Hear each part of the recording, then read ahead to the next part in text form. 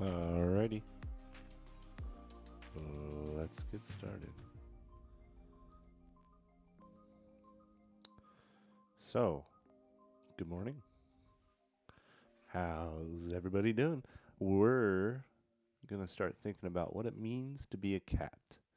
So, lately I've been working on the pixel art, trying to figure out how that goes, and I'm not sure I made a ton of progress on the floors and on the walls. Not even convinced that I want it there. I think it's pretty cool to have the little cat just walk along the bottom of the screen. Maybe it'll be an optional thing that we can put in. But I'm a little tired of thinking about pixel art, so let's think about something else. Let's think about what it means to be a cat. What does it mean to be a cat? So, in this sense, I want to start thinking about the AI of the cat. How should he get events? How should he decide what to do next?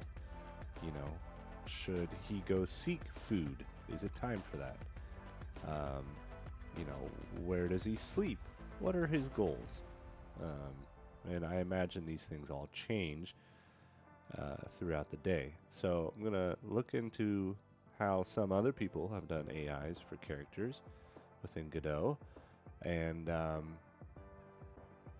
see what we can learn.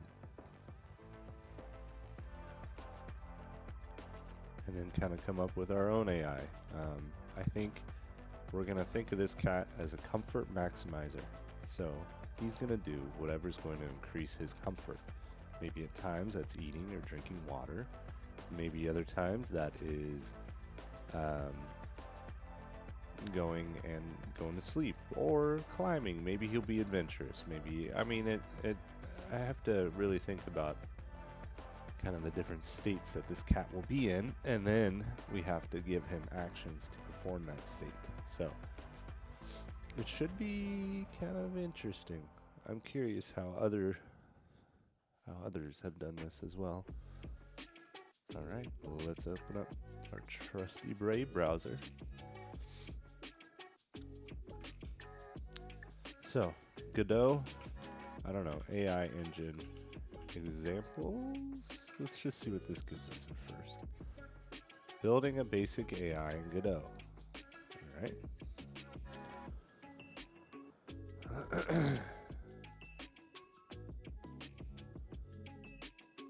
All right. This isn't exactly what we'd want, but it's probably worth starting off by watching this. Let's see what this Hi is. there. Thanks for tuning in to this fourth installment in the Making Hello. Cyberglads series. If you're tuning in for the first time, I'm building a game called Cyberglads using the Godot game engine.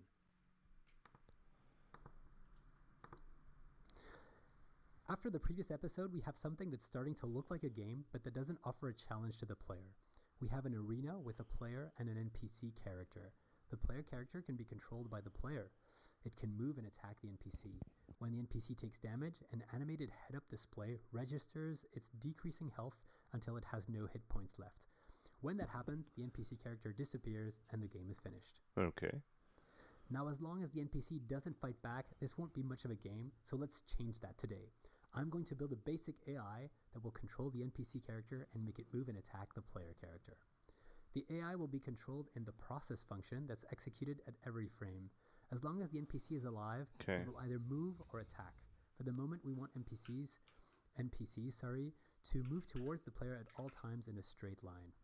So let's go to my NPC script.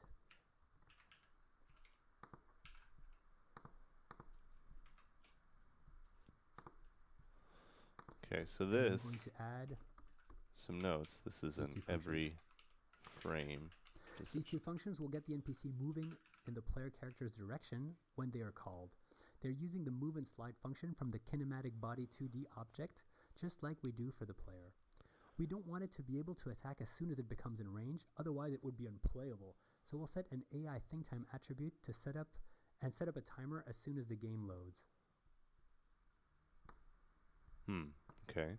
So I'm setting up a default AI think time of 0.7 seconds.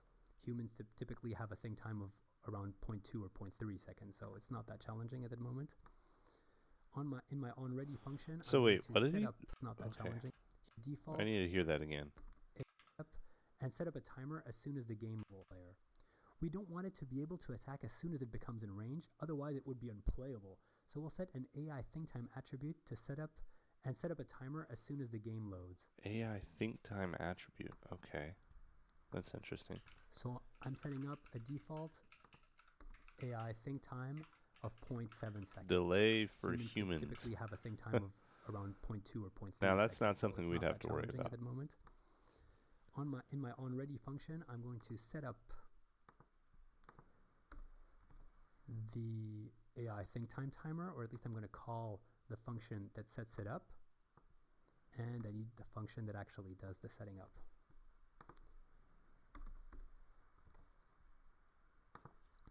So this is just the function that sets up the timer. It doesn't actually start it. The timer will be started when the NPC comes into range of the player.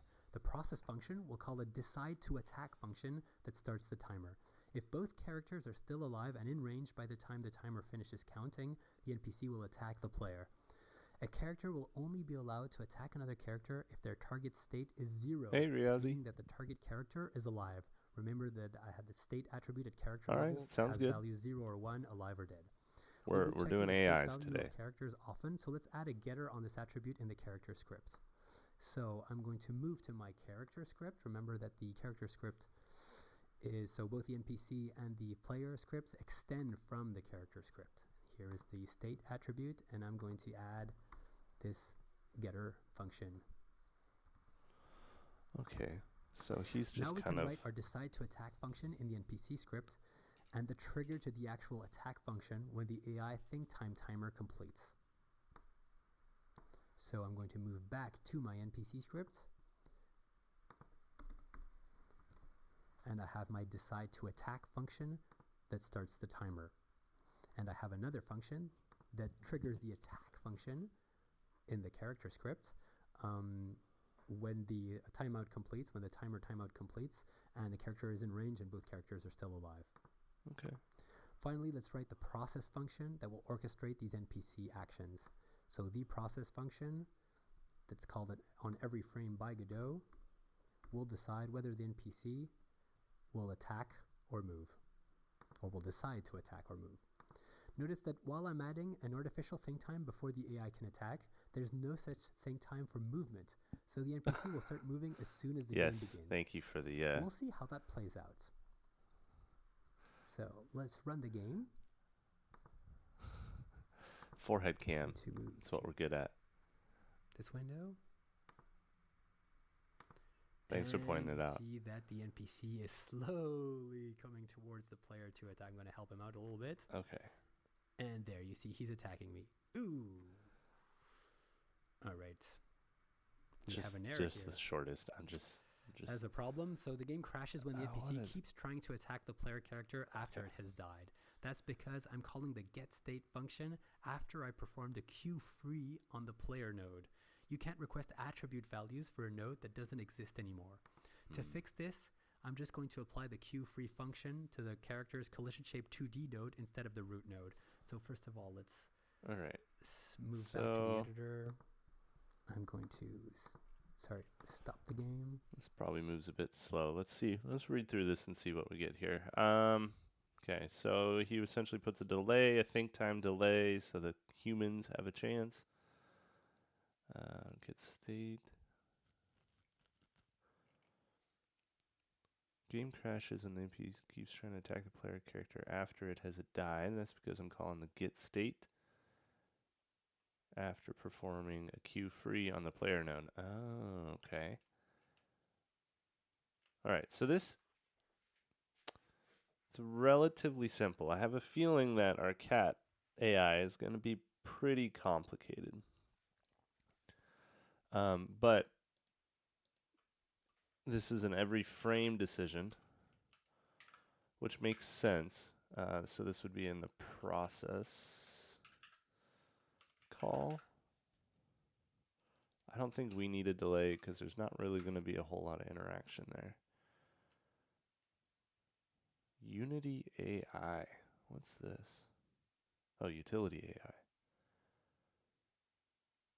A collection of scripts and resources for implementing utility-based AI in Godot. Okay. Let's view the files. Define abstract behaviors in terms of one or more considerations. Create response curves to determine the utility of your behaviors. Create concrete options combining a behavior, a specified decision context, and an in-game action to perform if the behavior is chosen. Choose between available options based on their utility score. Okay. That's interesting. Creating response curves to determine the utility of your behaviors. Okay. Since actions and context describe the interaction between the utility AI system and the rest of the game, their implementations are game specific. Simple examples of using the plugin are available in the examples directory. Well, let's take a look. Well, okay, there's one. Dictionary wrapper suitable for use in decision context. This sounds closer to something we'd need. Okay, let's look at an agent example. Excuse me. Agent example. Needs food change, connect food bar. Needs fun changed. Okay. State changed.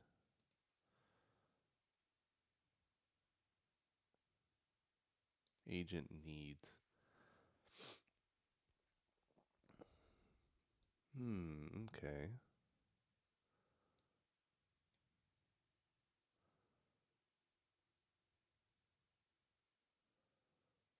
So this agent has fun, food, and energy needs.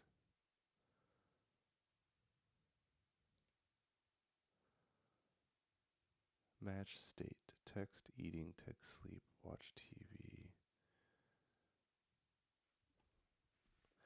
I mean, that's probably a good way to think about the cat AI. So this would be needs based. So the cat needs sleep. He needs food. He needs water. He needs to poop. He needs to pee. I don't know. Does he need to pee? We're going to generalize that to poop pee. Needs to play. What else would a cat need? Needs love.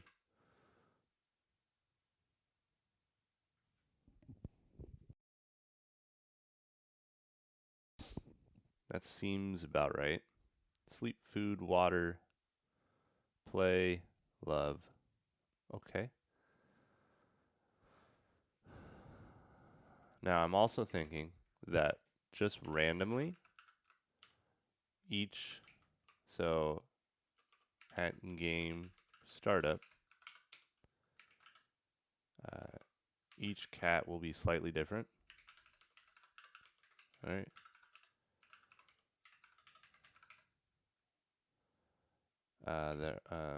A sort of personality.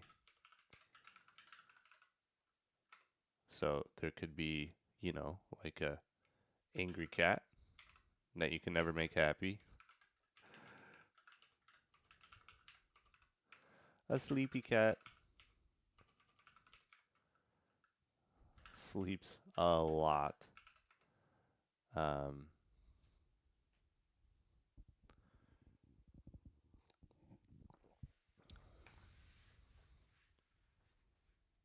I don't know, what else would there be? A loving cat, right? Wants a lot of attention. Hungry. And a poopy cat. Just all the poop.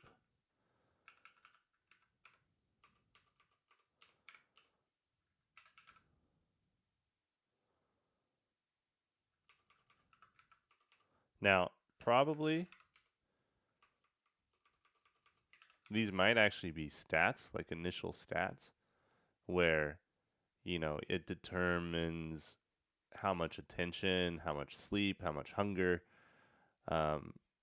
they might need. Now, so optionally, these are stats that affect cat decisions. So, you know, this could be an angry 1, you know, or 0.2, a sleepy 0.5, you know, a poopy, that's good, you know, 1, right? And then that way, this cat is going to be angry quite a bit. Well, see, I think, you know, angry and loving might be two sides of the same coin. But regardless, you know, attention, maybe. You know, some cats could be an attention whore, just need all the attention. Some could just entirely ignore you, kind of like real life cats. So that's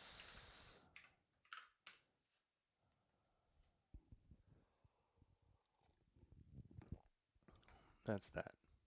Okay, now let's keep kind of exploring this.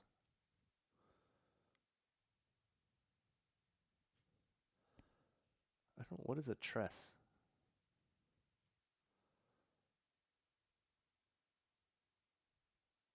I don't know. What is this? Is this just an internal to Godot thing? Or maybe internal to agent needs? Okay, so we have the needs. Okay, so we're connecting the needs to the agent. And then we're connecting the state to there. Okay. That makes sense.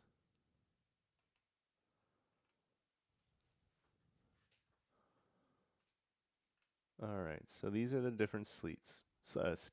None, eating, sleeping, watching TV. Okay.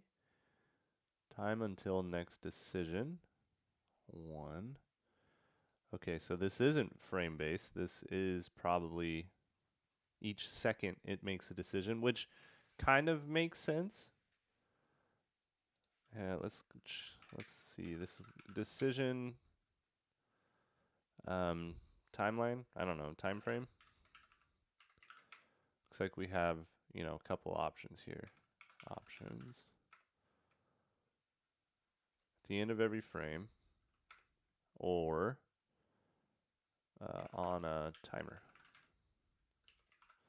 1 second, etc. Now, since we're not interacting with a player, I think being on a timer would be simpler and probably better. This is probably better due to the idleness of the game. Okay.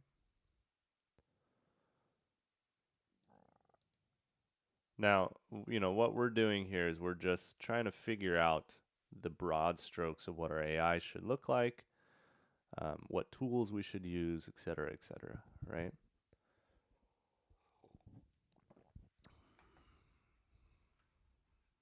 And we should probably have an overarching goal for this cat. This cat. Well, actually,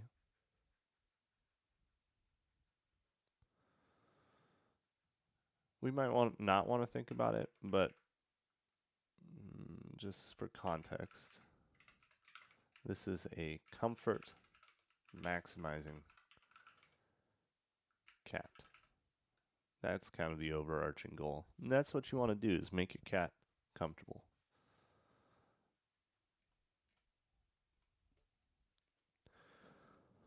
Okay, so these are the different states. None, eating, sleeping, watching TV.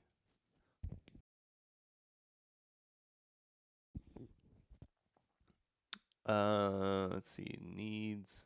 Okay, we're going to export some needs, which are the agent needs. We're going to start a state of eating. He starts off eating. Okay. And there's 1 second between decisions. Oh, this might be frames. It's hard to say. Okay, on ready, our options are utility AI option, new. Okay, these are the tresses. So this must be unique to this plugin. All right, so when we call eat, we're changing the state. We're setting how long until the next decision. Okay, that's interesting. And then we're going to emit the state change. Okay. That's interesting. So we're emitting state change. Let's see, how do we see? Inform the rest of the app. Not app, game. But the rest of the game doesn't need to know anything, right? I don't know. I'm not sure how to think about that. We're emitting the state. Okay. So whoever needs to get that state will get it. So eat, sleep. This might be we're emitting it to the sprite, and then the sprite will have its own ability to fulfill these state change needs. Emit state changes to the sprite. All right, on timer timeout. Okay, so this is after we've set a timer. Adjust the. How's it going, Dylan? Dylan Gmail. If I'm saying that right, how you doing? We are learning, or starting to plan out what our little cat character is going to be doing. He's a comfort maximizing cat. Okay, so we need to have a pretty involved AI system for him. Let's see if he's running. Oh, he's not running at the moment. But essentially, what we're making. What's my game about? We're going to be doing kind of like cat idle game in the style of Rusty's Retirement, where he's going to be playing at the bottom of your screen. You're not actively controlling the cat. So the cat is kind of in a platformer environment, and you are focused on maximizing his comfort. Just simple idle game. Cat's going to do what he needs to do. And you, as the human, will be just kind of making sure that he's comfortable. Kind of like a Tamagotchi, if you remember those, right? You have a little character that you need to take care of. That's the idea. If you've never seen Rusty's Retirement before,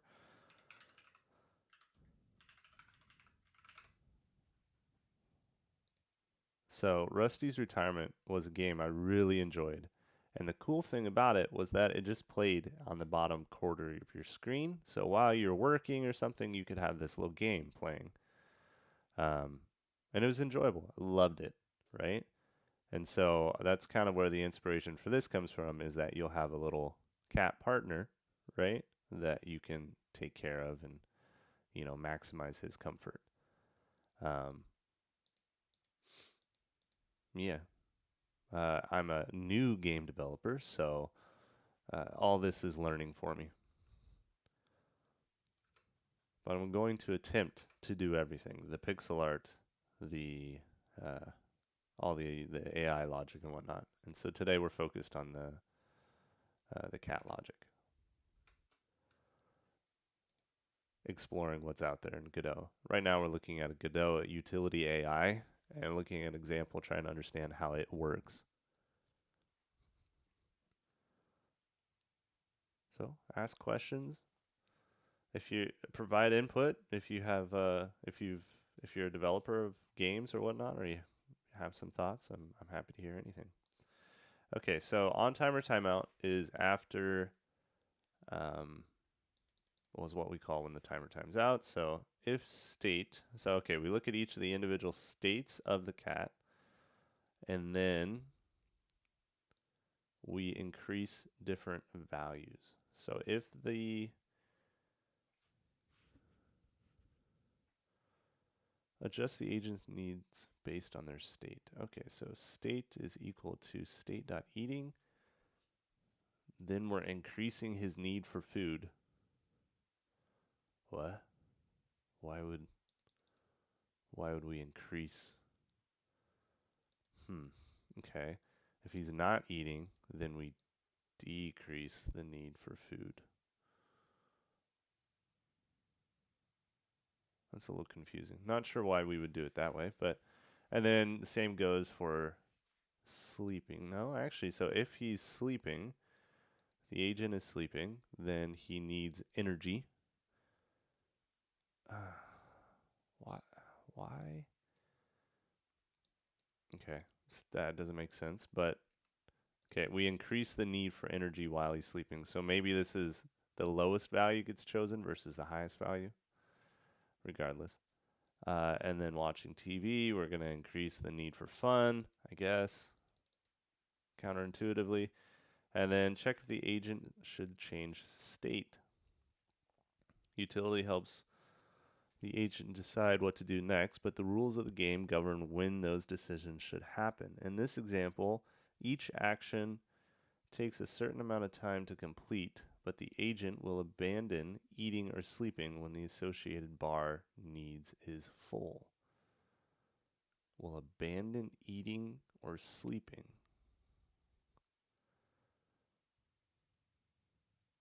Oh, okay. So as you're eating, okay, yeah, it's just kind of counterintuitively as the bar fills up, he no longer needs to do that. Okay. So we're doing an if the state is equal to sleeping and needs energy is equal to 1, or the state is equal to eating and needs food is equal to 1. So then we say time until next decision is equal to 0. If time of until next decision is greater than 0, then we take off a second.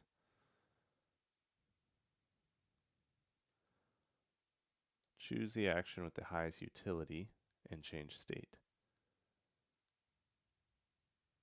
Utility, I choose highest. Utility, this isn't quite making sense. Utility helps the agent decide what to do next. But the rules of the game govern when those decisions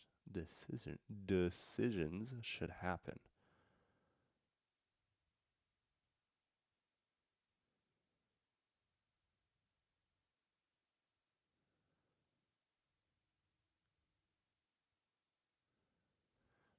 Utility AI choose highest, and the options would be eating, sleeping, and all that. Something about that doesn't make sense to me. All right, that's interesting. Let's take a look at this .tress file.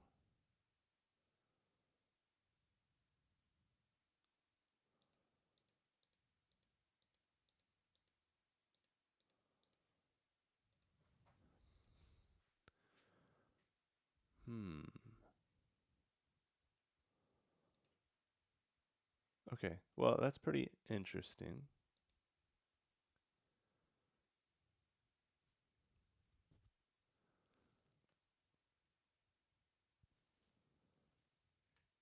Okay, this might be a good way to handle the AI.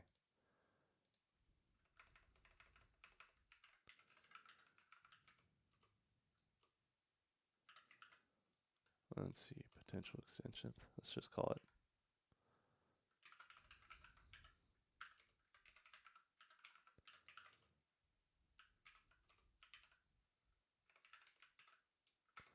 Okay, we might use that. It seems like a logical way to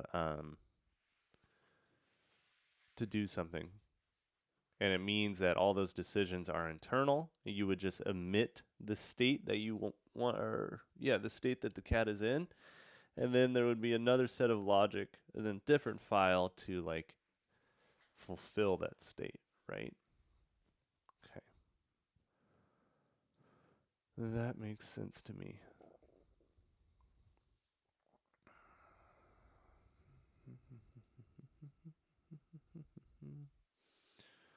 Let's keep exploring.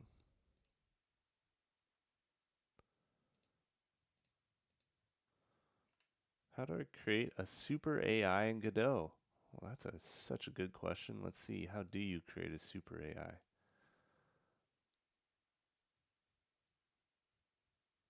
Oh, that learns by itself by trying and iterating in a game top down. Well, this is reinforcement learning. We don't need that. Genetic algorithms. Man, that would be kind of cool. But that's not what we need to do for this game. Behavior tree AI for Godot engine. All right, Behave is a powerful add-on for Godot engine that enables you to create robust AI systems using behavior trees. With Behave, you can easily design complex NPC behaviors, build challenging boss battles, and create other advanced setups with ease. Using behavior trees, Behave makes it simple to create highly adaptive AI that responds to changes in the game world and overcomes unexpected obstacles. Whether you are a beginner or an experienced developer, Behave is the perfect tool to take your game AI to the next level. Let's see it.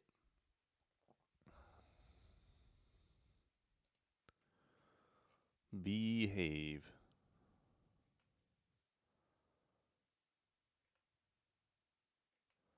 Node-based build behavior trees within your scene tree. Okay, compose behavior trees. Okay. Debug view, dedicated debug view to analyze your behavior at runtime. That's pretty cool. Oh, wow, that's so cool. Oh, well, it's, of course, the GIF's not running in there.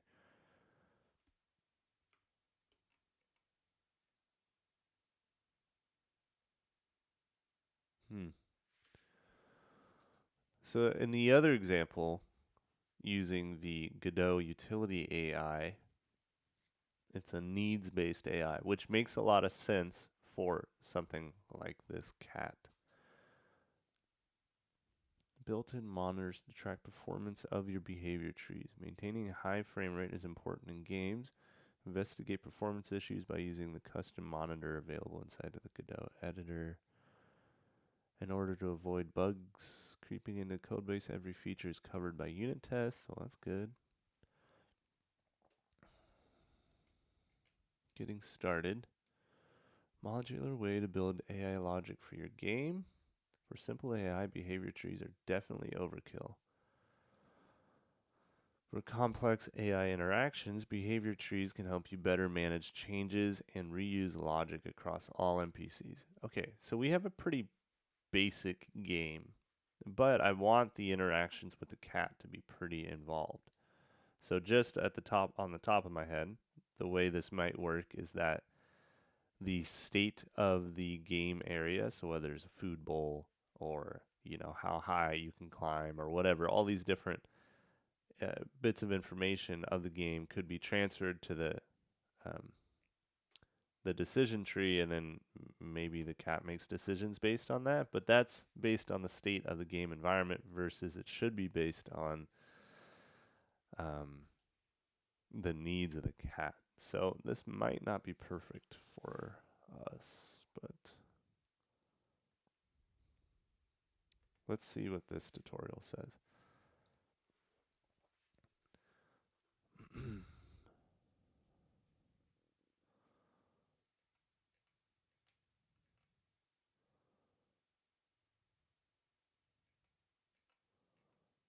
Adding nodes, okay.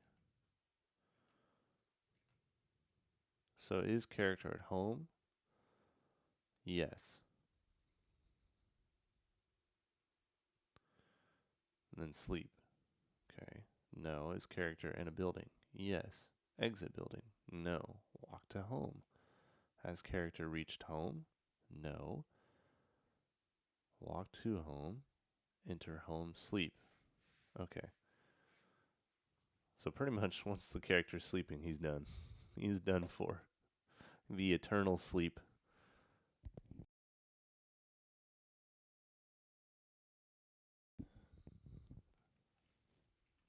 Interesting.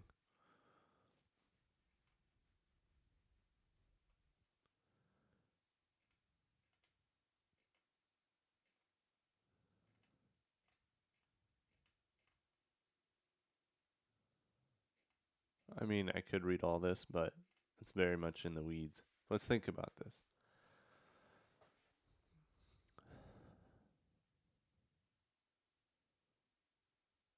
How would this work with our game?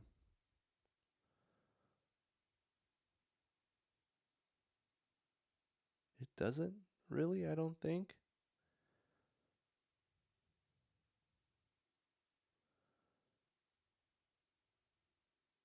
I mean, maybe it depends on how fine-grained this decisions can be, because, yeah,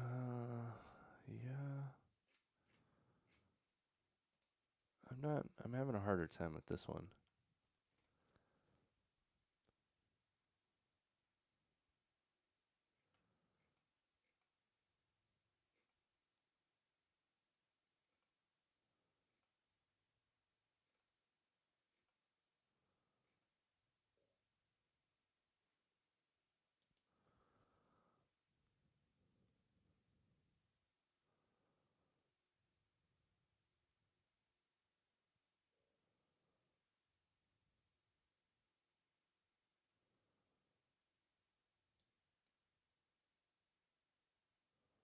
Hundreds of commits were merged and released.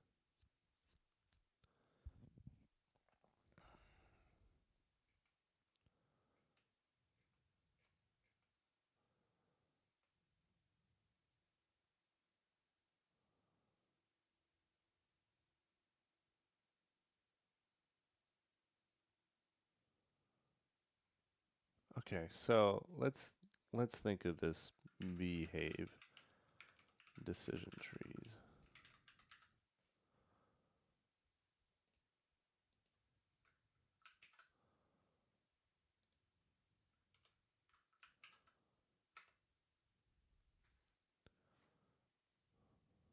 How would this work? Because it's very much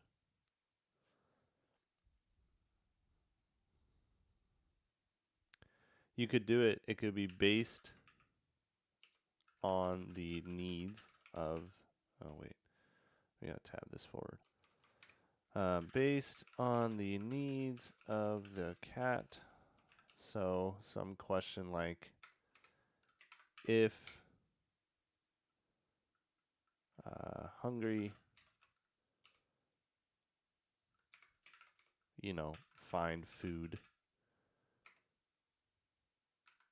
If sleepy, find.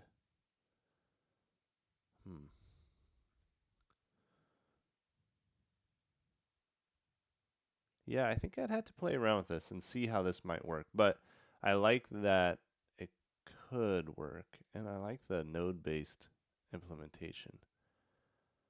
I'd have to play around with seeing what the options are.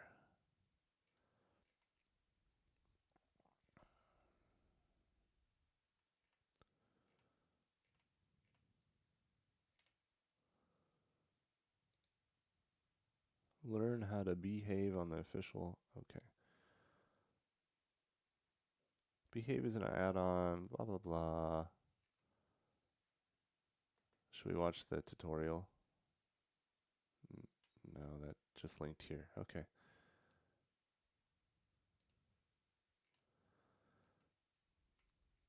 Behave condition leaf nodes are the type condition leaf. They are simple nodes that return either success or failure based on a single condition. Okay. So we have an is visible condition. So every tick, if the actor is visible, then return success or failure. Okay, that makes sense. Make visible, and this is an action. If actor.visible is true, then return failure, else return. Okay, so this is solely a bunch of if-then statements, essentially. And you build a tree of if-then statements. Okay, I mean, I don't think that's really what we want, but composite nodes. Composite nodes are central components of behavior trees, allowing you to create logic flows by combining conditions and actions. A composite node is a parent node that executes its children in a specific order, helping to define complex behaviors for your game characters or objects. Okay.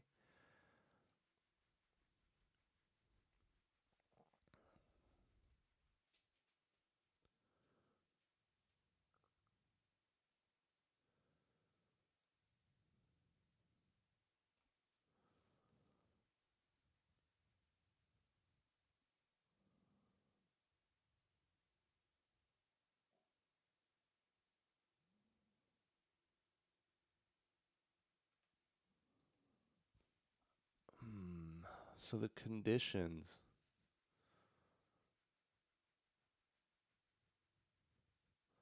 So we would need. Oh, we might actually need a combination of these things where, you know, if hungry is controlled by some of this needs based stuff, right? And then this action tree or this behavior tree would then get the cat to do the thing we need it to do. Yeah. Like you could even say something like, you know, if blocked, try jumping, right? Or, you know, the cat needs some way to traverse the environment, which this might be good for.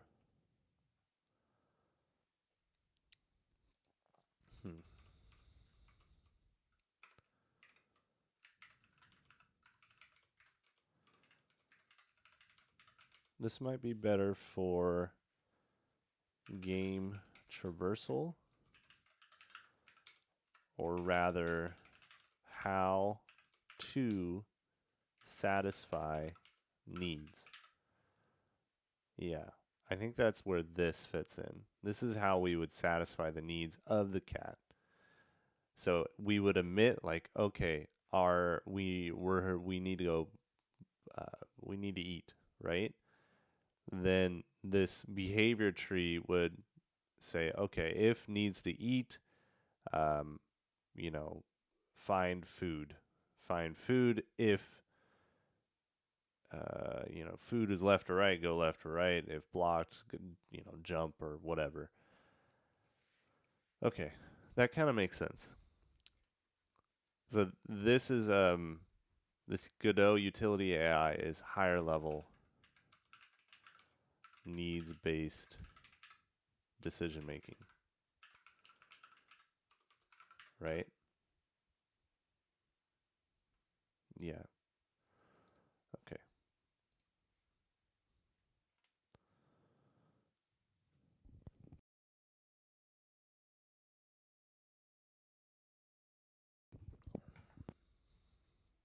Godot steering AI framework. What is this? 1.1k stars. Actually, that's something I wanted to see.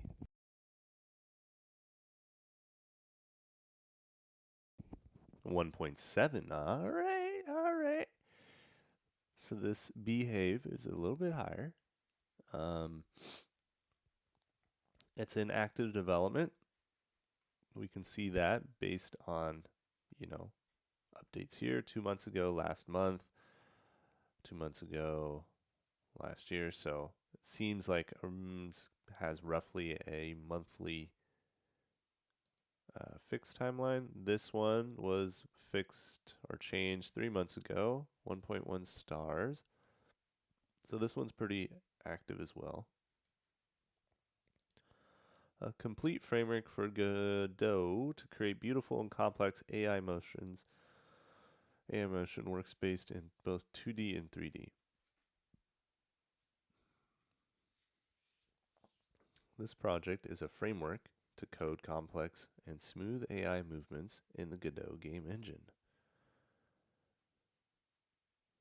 Using steering behaviors, it works in both 2D and 3D games. Okay. Supports all central steering behaviors like flee, follow, look at, but also blended behaviors, group behaviors, avoid neighbors, follow a path, follow the leader, and much more.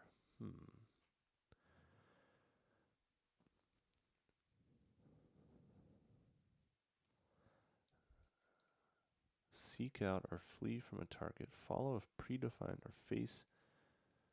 They were simple, repeatable tasks that could be broken down into programming algorithms, which made them easy to reuse, maintain, combine, extend, blah, blah, blah.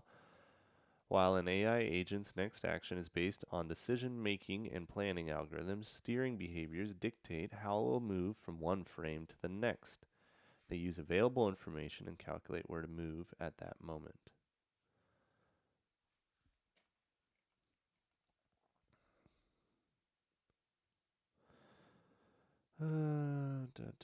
In GSAI, a steering agent represents a character or a vehicle. Okay. The agent stores its position, orientation, maximum speed, and current velocity. The agent stores a steering behavior that calculates a linear or angular change in velocity based on this information. The coder then applies the acceleration in whatever ways is appropriate to the character to change its velocities. Like rigid bodies apply impulse, or kinematic bodies move and slide. Okay. Well, I'm struggling with this one a little bit more. Doesn't seem that useful.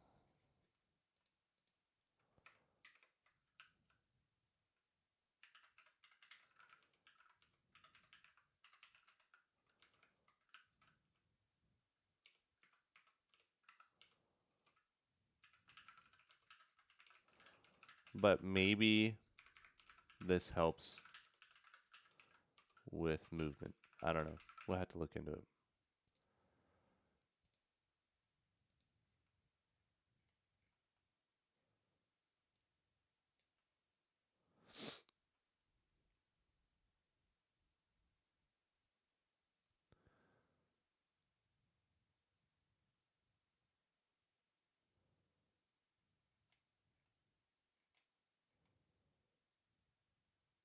Godot Copilot AI assisted development. No, I don't want that. Creating games with Godot engine using AI. I don't want that. How do I make AI? It's such a good question. How do I make AI? I want to see the answer. How do I make AI?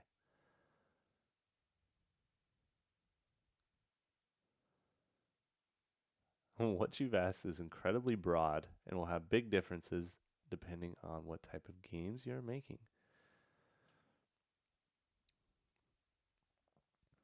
First, you need to write implementations that allow the agent to interact with your game. Then you'll need to write an algorithm that decides what this agent can detect. Can it see the environment around itself? Can it sense how far away is the player? Then is the main logical part. From the inputs given to the agent will make a decision on what to do and then execute it. This part depends on how you want the agent to act, so you'll have to figure out what you want.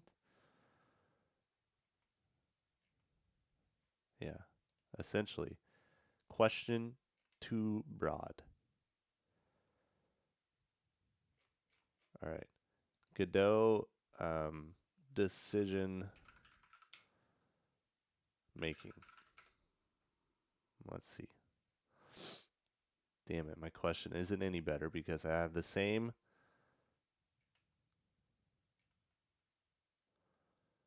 Here's a Godot behavior tree.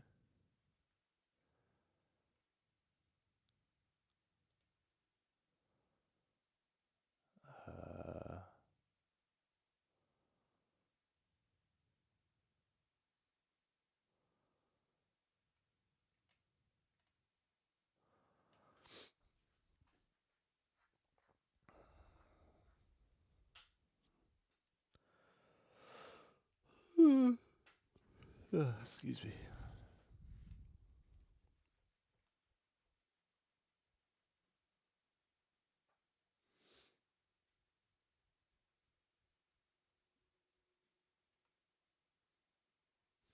All right. I'm out of coffee. I'll be right back. You almost got me. I almost didn't turn on the be right back thing. Getting coffee. Oh, Rusty's still shown there. But Rusty hasn't been playing, so we'll hide that. All right. I'll be back now. Wait, what happened to our music? What the hell? Nobody told me.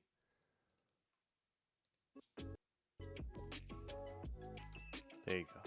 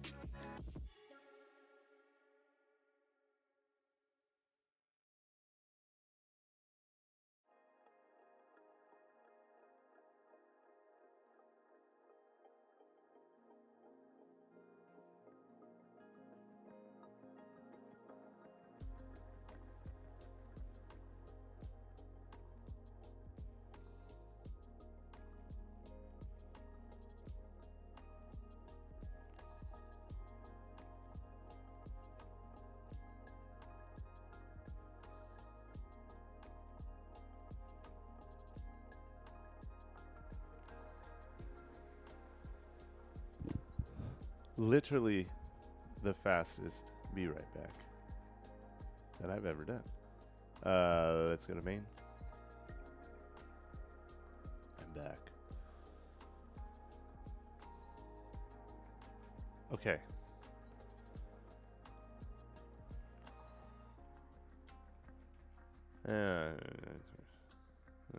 Meh. That meant don't see much value in that one.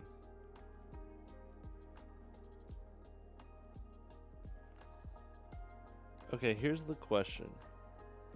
Do we want our AI? No, I mean, it's not an AI. It's just, it's a very basic AI. It's not going to learn things. It's a...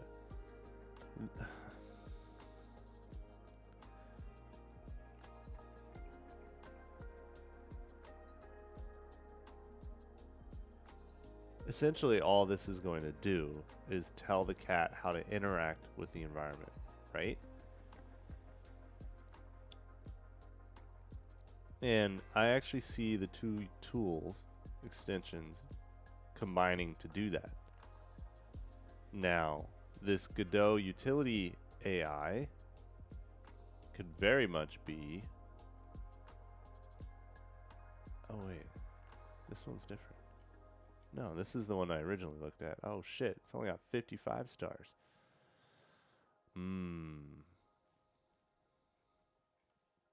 I was thinking this would be the... Well, okay, 55 is still good. Hasn't gotten an update in a while. Let's see what the issues are. Errors when opening the window to add a shield node.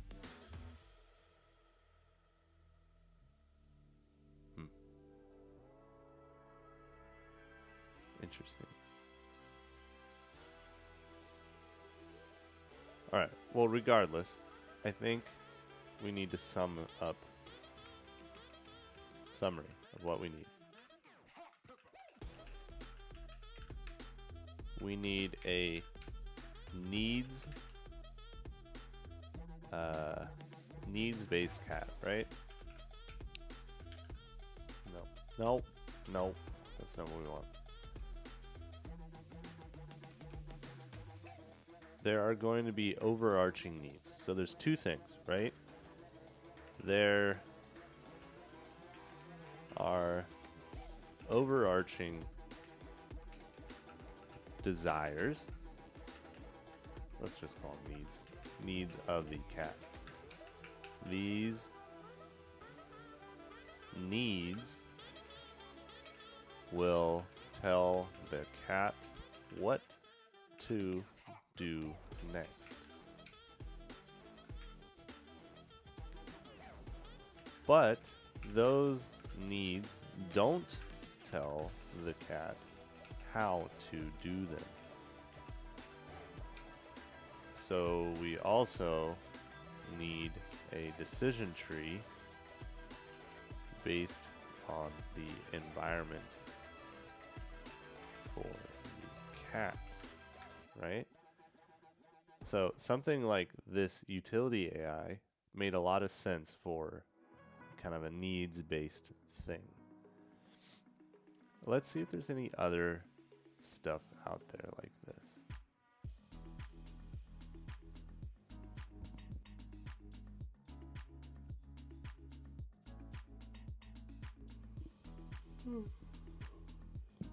I thought I needed to sneeze, but I didn't. Turn into a yawn. Okay. Let's see.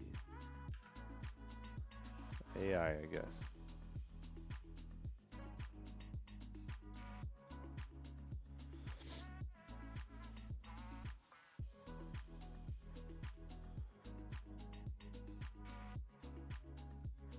Yeah, there's that behave one. That's the one that we discovered before.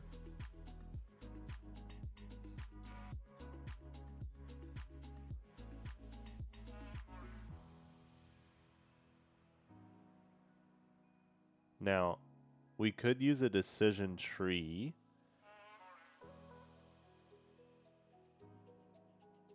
to do this as well. Because, I mean, pretty much it's just the overarching needs are relatively simple. And the utility AI doesn't do much except for say, oh, what are the needs of each thing? And then, yeah, so we probably don't need this utility AI, right? Because the cat is just going to be needs-based. Yeah.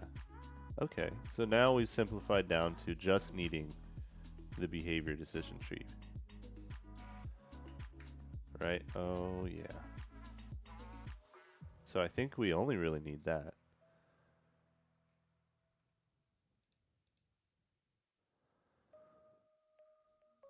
Man, there's so much in here. I'm kind of curious what the...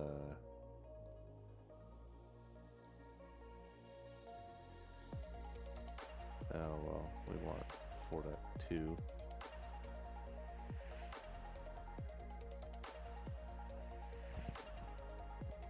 Hmm. 2D liquid simulator.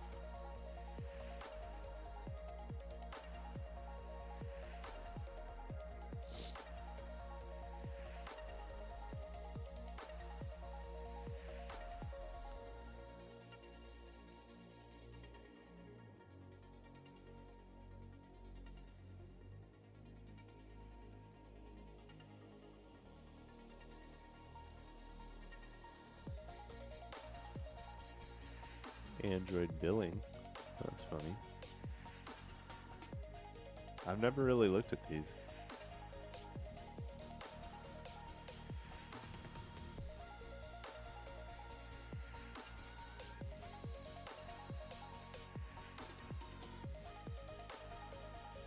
Okay. So we're going to have a few simple things here. Needs. Which we kind of discussed up here. Yeah, let's fill out this stuff. Hey, Riazi. Oh, I'm not lost in asset hell. I was just exploring. So we're kind of figuring out how we're gonna do the AI for the cat. AI, quote unquote. Essentially, just the decisions it'll make. And I was just curious what other assets are here.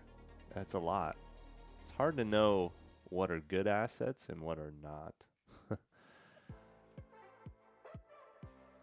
I mean, there should really be some sort of stars or something in here.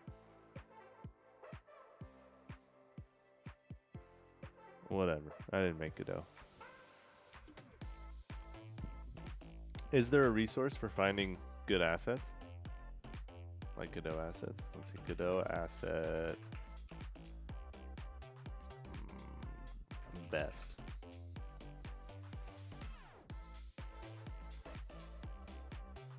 The best assets all free. This seems sketchy. Easy menus. Google. Yeah, thanks. Helpful. How are you doing? Godot 4. Yes. Ooh, actually.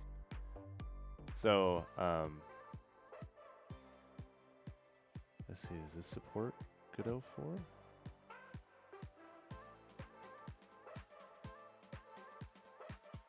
I don't know. Let's close this one. Let's go back. Let's get out of the asset hell. Behave. 4.2. Okay, so this one does support it.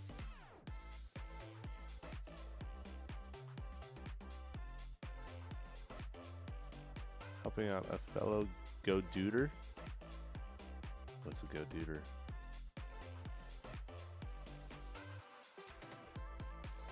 Nice. Well, I'm glad you had a good day then. That sounds like an excellent day.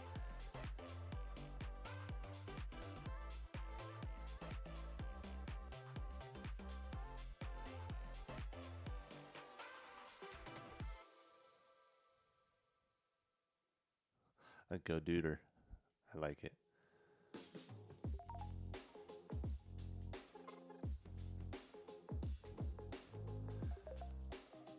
Okay. So. Oh, actually. Since you know art stuff, let me pull up Aseprite. I have a question for you.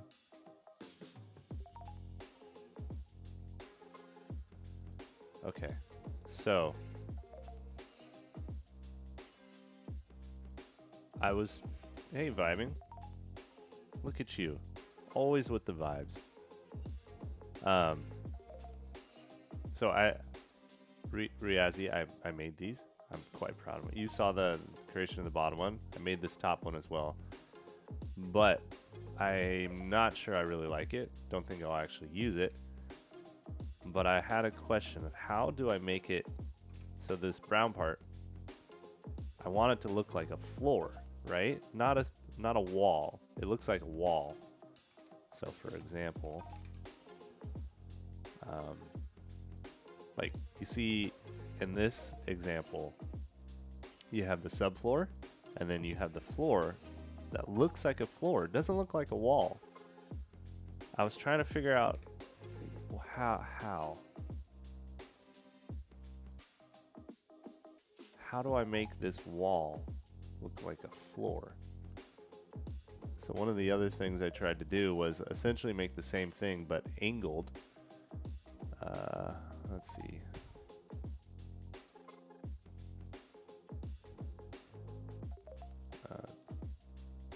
Yeah, okay, so I made the same thing but kind of everything's at an angle and a little skinnier.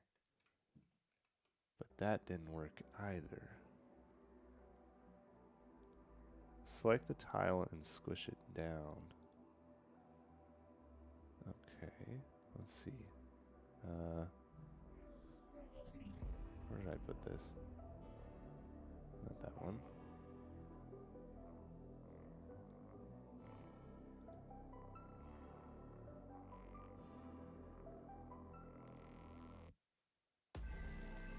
Son of a bitch. Where'd it go? Squish it down.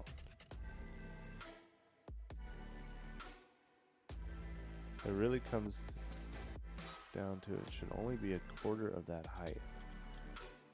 Okay. Where did I make this asset?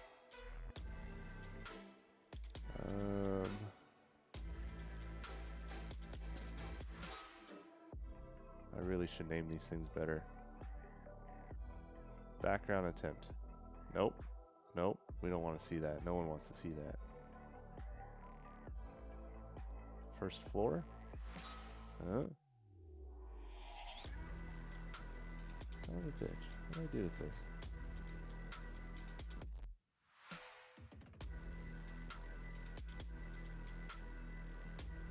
That's the PNG.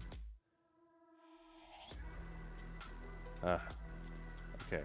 Can I edit this here?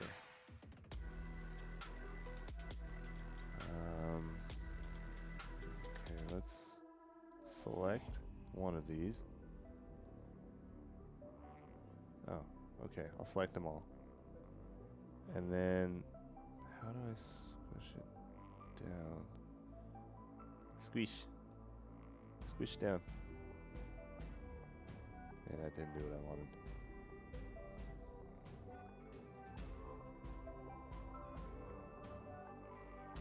My quick exit. That didn't work at all. You can make it not a tile map layer.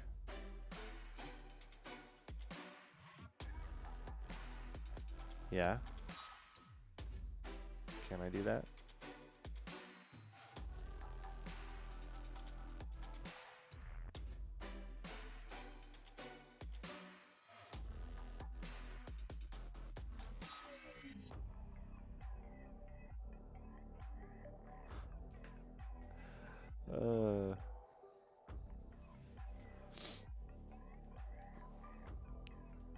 Yeah, I think you're right though. It should be squished down. Okay. How do I make it not a tile map layer? In the bottom section. Okay. Let me see. New? No, we don't want that. Let's do a new layer. Okay. Where it says tile map 2.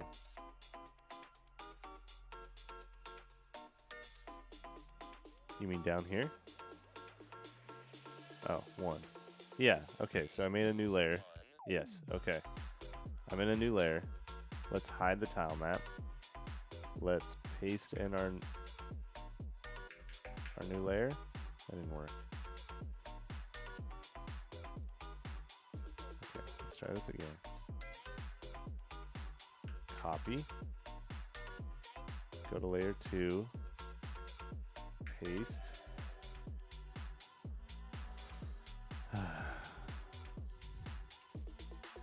The incompetence is real. Ah, okay. I see. I see now. I understand. Okay. We're going to select. No. We're going to select again. Whee! Okay. Copy that. Then maybe we'll just paste that and move it up, and then delete.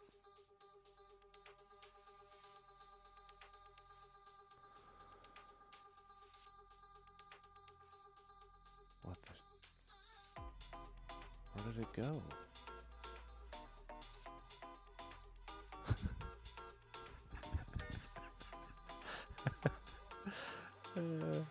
Oh, convert to. 3,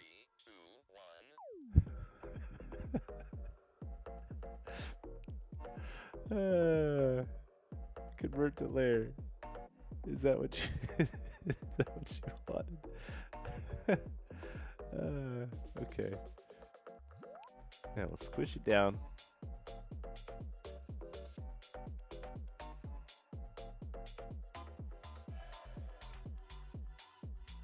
I mean, yeah, that kind of looks like it, right? Kind of looks like a floor. I think.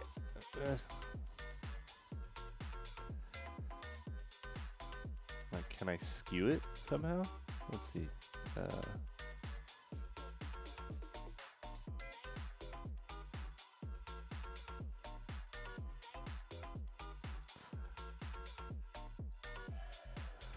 Oh man.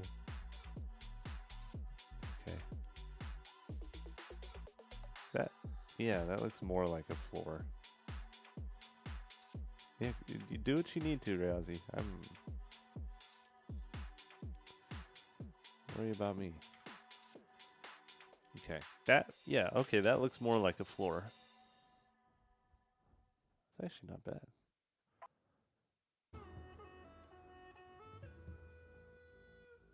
I don't think I like it though. I don't think it's good for the game to have that. I think it's better for the cat to be just hanging on the floor here. Vibes, you still here? What are you doing?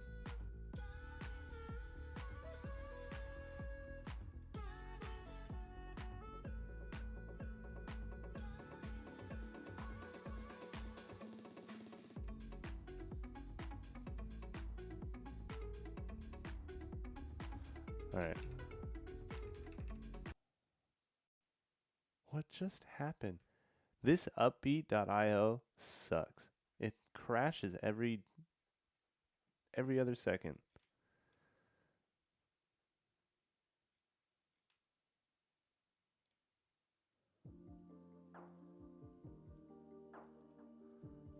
I need a better solution for music. I am not pleased with this. I went with it because it was simple. You know, like figuring out what you can play and all that. But it's a pain in the ass.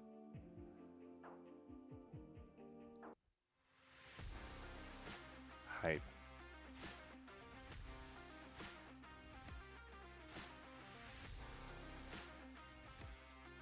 Was just casually setting you up for a surprise. Uh-oh.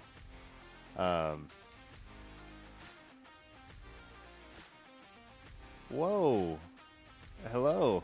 Thanks for the raiding party. Holy crap, that's a lot of people. How's it going, everyone? We're doing a game poorly. Thank you, Mr. Mystery. I appreciate it. Wow. Now everyone can see my incompetence. How's it going, everyone? Now I see your surprise, Riazi. Yeah, so we're doing a cute little cat game here. Yeah. I mean, it's not really a game yet. The concept's there. That's your stream too? Nice. Perfect. Incompetence is the way to go. We are trying to make a little cat game. Here. All right, you ready for some lag? Get ready for this. This is the M1 Mac. Lag now.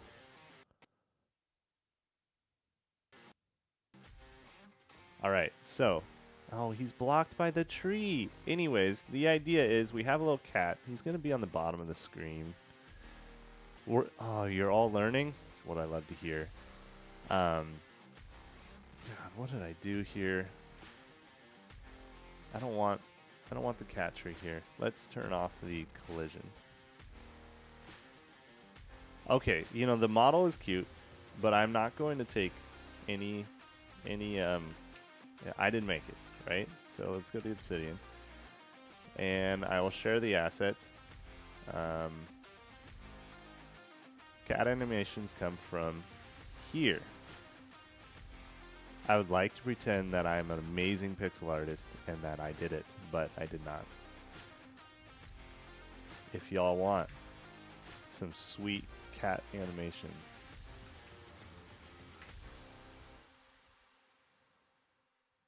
Uh-oh, there's a GIF or something to show me. Those are the sweet cat animations.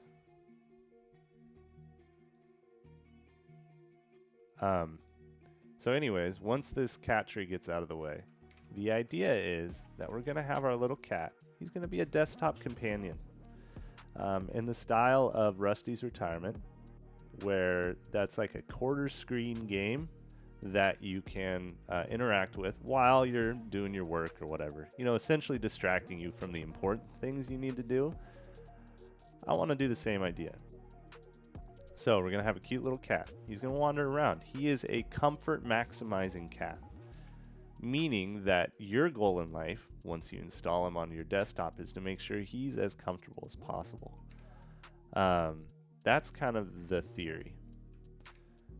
This is my first time making a game, so it's all new things. Kind of the stuff I was exploring today was how we're going to do the AI for the cat.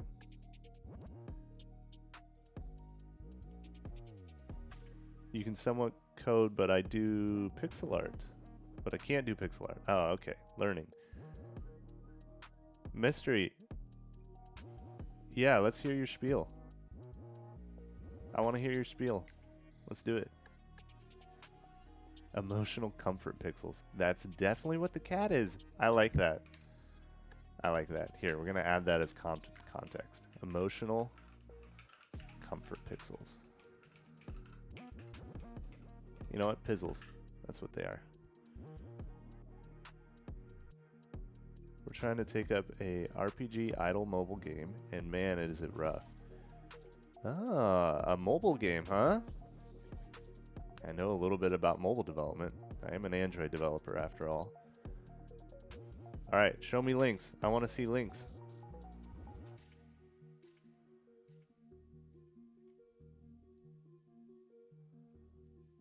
Let's see it.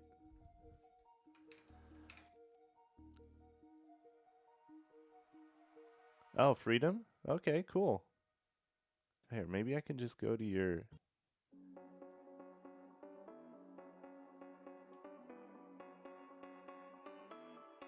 Wolfric, you do web app development? Nice. Yeah, I've done like very little of that. Are you doing it in React? Are you in the React world, or are you doing JavaScript? Are you doing something like Go? The new Godot game devs numbers are up, yeah. All right, we're gonna look at VODs. I'm just curious. Let's see. See, you thought you were coming to look at my stream, but really we're gonna go back and look at your stream. All right. Oh wait. Oh no. All right. Well, these are all very technical. Django and React mainly? I see. Nice. Mystery, I haven't heard your spiel yet. I'm curious.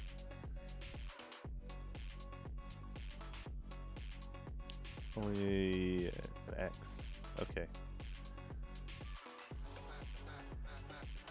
Her cute pixel. She works very hard on them. Okay, let's look at it. Mystery. So this Got Pirate Software playing in the background. Nice. Let's go to About. I want to see pixels. Is Twitter the way to go? Well, these are adorable. Oh, very cool. I want pixels. As Riazi knows, reading is difficult for me, so I move quick. I need images.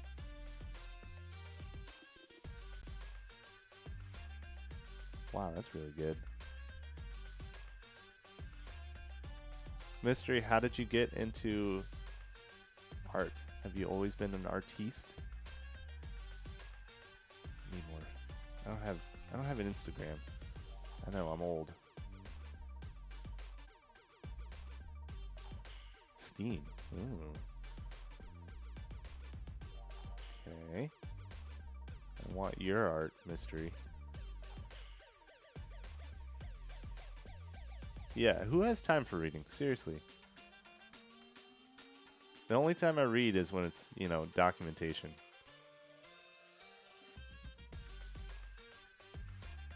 Alright.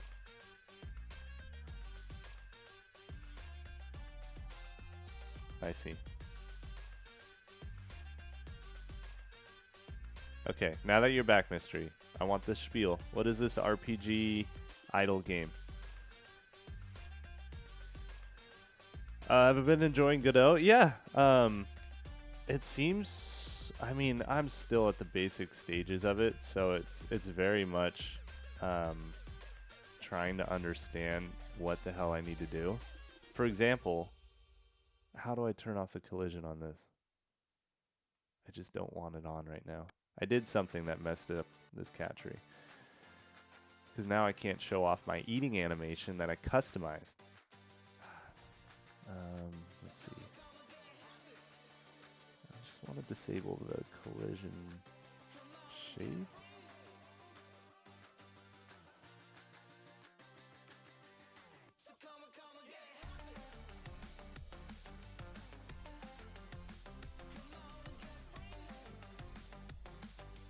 I don't know. Disabled. There we go. That'll do it. Let's turn on. Let's disable the bottom. And I think that's good. And Q lag right now.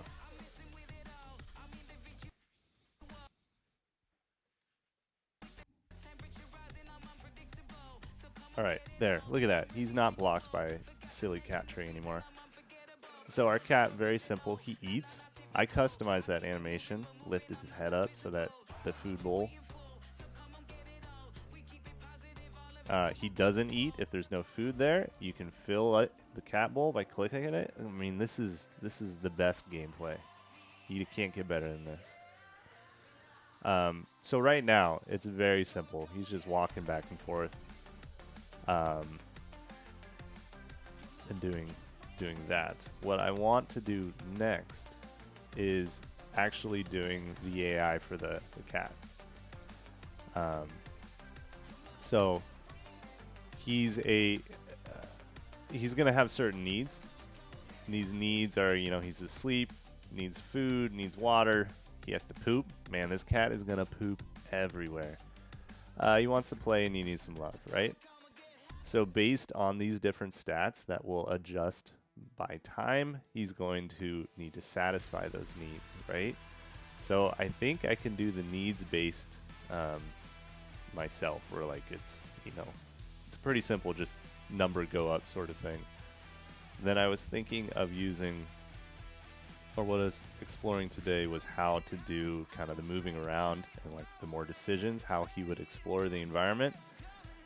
And I think I'm going to use something like this behavior tree thing, which should help get him moving through the environment better. Alright, enough of that. It's a 2D side-scroller where you play as Dr. John H. Watson, a corgi, okay, who's in the Sherlock universe. He wakes up and his favorite toy has been stolen by Moriarty the ferret cat. I'm loving the names. Watson will go through a series of puzzles and obstacles, investigation to find out who stole it and how to get the toy back. And that's really cool. Yeah, Mystery, I need to be able to see those. I don't think your site has them at all. I think mine are just auto-posted. I don't know.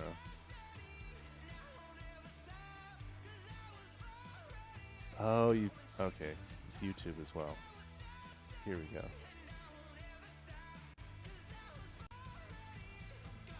Oh, look at the dog.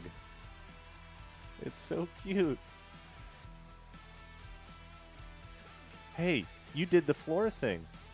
You did the floor thing that I was trying to figure out.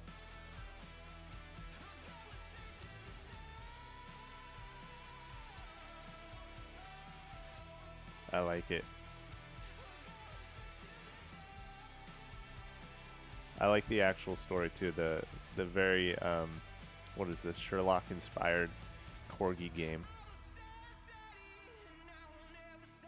You were muted for a minute. That's all right. It's all right.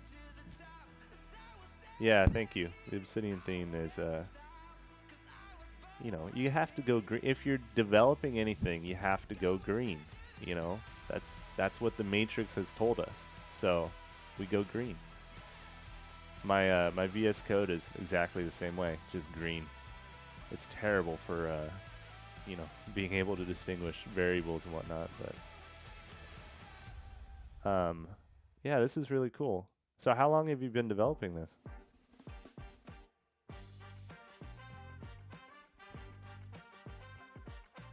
That's true, Freedom Forge. Hacker colors do make you program faster and think better, really.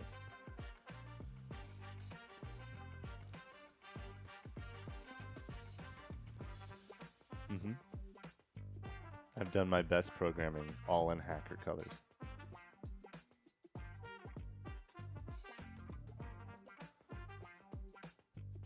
I think you're still muted.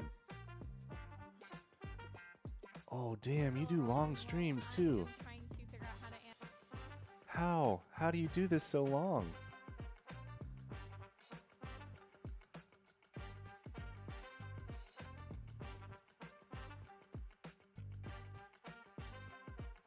The theme.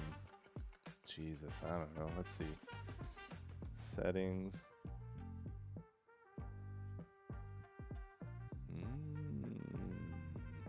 Community plugins. Backlinks, canvas, templates. No. How did I do this?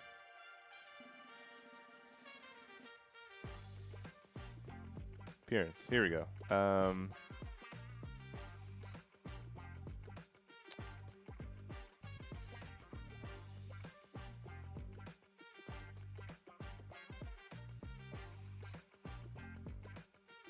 WY console. All right, Google. WY console. Obsidian theme.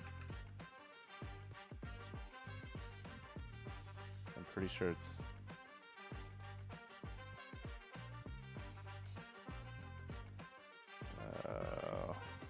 Obsidian themes.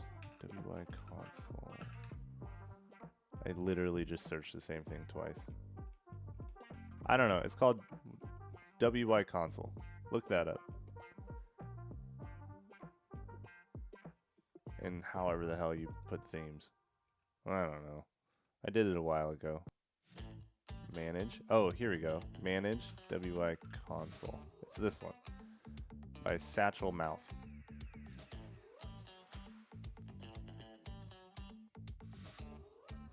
Yep. Okay, so how's the theme called? That's what we're wondering over here too. Different read right there. Yeah, 7 hours. Good for you. I mean, so the way I do this is, you know, I work all day, right? I have a job where I make money, fortunately, family and whatnot. So I will get up at 3 a.m. and I will do this for 2.5 hours. And then I'll get to, you know, other life. So I'm jealous that you could spend this much time. And I'm just surprised that you have the endurance to get through it. That's a lot of talking. Good on you.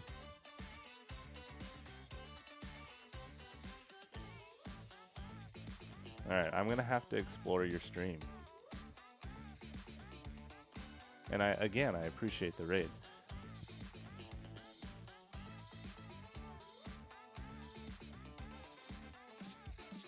You can barely concentrate for more than 4 to 5 hours. Yeah, no, I get that.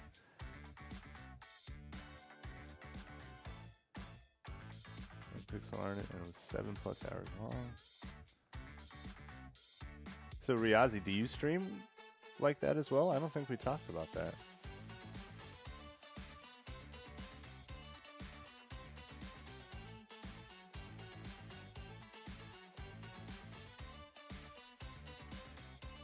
And I guess further questions about your corgi game. I'm not sure you answered my previous one. How long have you been working on it?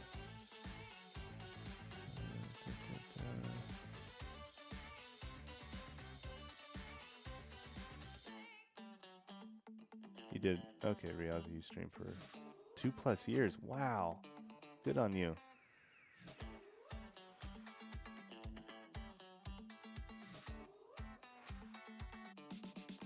Yeah. Hey, you know, build something for yourself. That's awesome.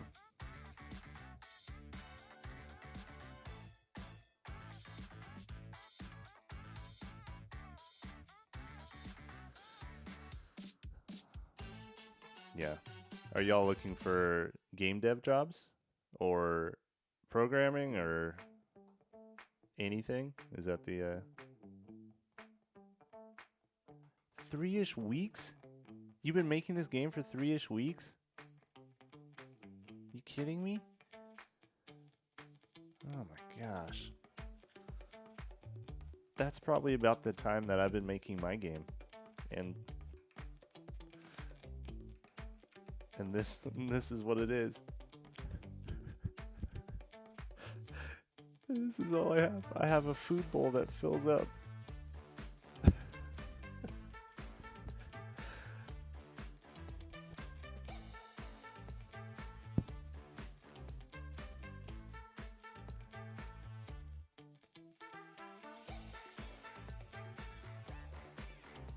this music is just something else. All right, that's a question for y'all, since I have some experts here.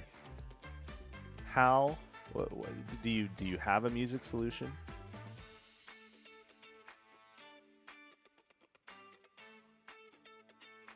Yeah, Wolfric, I appreciate that. It's if y'all have not played let's see, where is it? Rusty's Retirement. You got to play it. It's such a cool little experience, right? It's the only game that I've 100% completed, mostly because it's an idle game and it doesn't need that much work. But the whole quarter screen idea, you listen to games soundtracks, but have you ever been copyright struck? Yeah, my focus goes all over the place. The idea of a quarter screen game, something that plays while you're working, I think is a really interesting, I don't know. For one, it simplifies the game amount of space you have to fill. And then, I don't know, I just think it's a really great way to, like, play something without having to play something, right? And the way, what did Riazi say before? The way it's emotional comfort pixels, right? You can be building something while also, you know, enjoying. In Rusty's Retirement, you know, he's building out a farm. I just like it.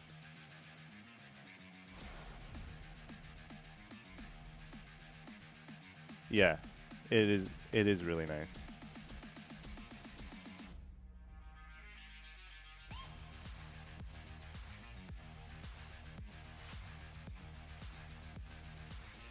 Oh, okay. So you have a separate audio track, so you don't export the music to the VODs. Okay, so they don't really care about the live stream then, huh?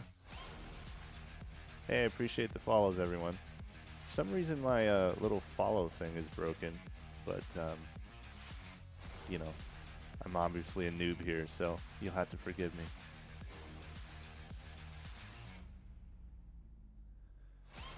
The DMCA free music. Okay.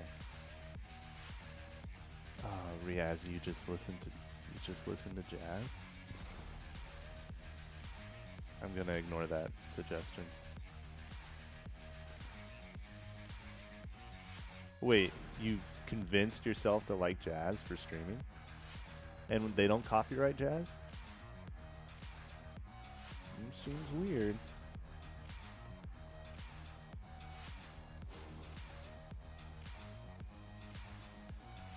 Okay.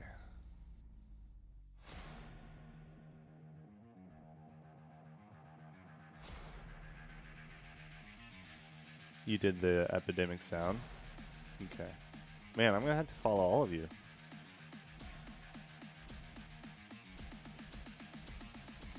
Just so I can get all the tips on how to do this properly. Okay, so Travis, I use Spotify for my music, and I also multi-stream. Oh, okay. Okay, I have to figure out how to do that. Is there a, Travis, is there a easy tool to do that? Is it something my M1 Mac can handle? I don't know if you've seen the lag when when I'm building my game, but might not be able to handle a lot.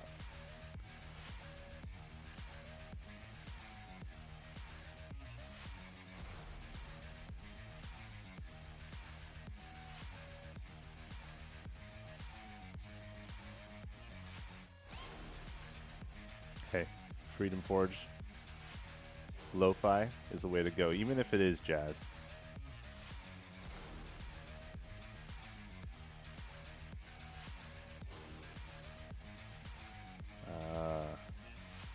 Okay, so YouTube is a little bit harder on the music side of things. Okay. Yeah, Freedom Forge. I think that's the way to go. Because even, when it was just Riazi in here, she helped me out a ton with my art. So I really appreciated that. Travis, you're on an M1 Mac too? Good for you. Good for you. It's the M1. It's the, well, for me, I want to play a bunch of these games, like Noida and all these different games, but I can't play them on a Mac, and it makes me sad. I've been debating getting a new computer, but I've put a limit, because of course I want to get the best PC in the world. I've put a limit where I've got to get up to 100 followers, then I can get a new computer. That's the goal. So then I can play Noita, and just stop making games entirely and spend all my time playing that.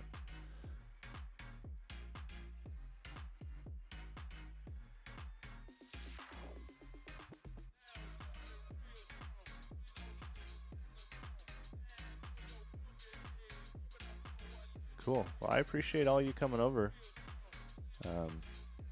This is literally the biggest stream I've ever had. So, thank you. Thank you, everyone.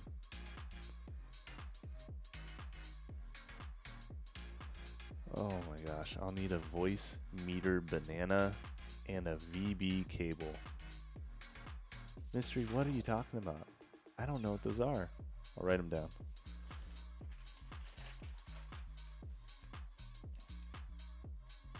Banana is free. Okay. Banana and a VB cable. VB cable.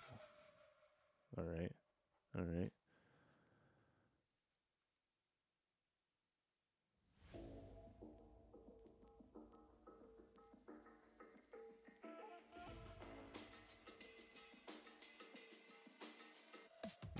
Voice meter splits your audio into two channels. Okay.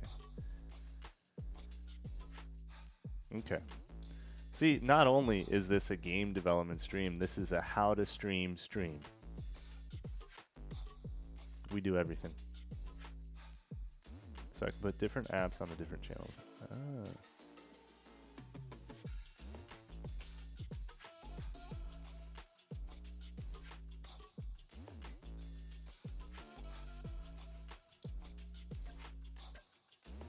So this is how long it took me to make a single building. I was just winging it and the perspective is totally off. Oh, Travis, you're saying you can do it with OBS. What did you share here, Rosie? 6 hours, 7.5 hours, almost 6 hours again. That's a long time to make a building. Okay, then I don't feel so bad. So my attempt at making a floor, which I don't think the cat needs, and maybe I'll ask everyone here, do you like it that the cat doesn't have a background and is just wandering on the screen? And before he was on the actual ground, I popped him up a little bit.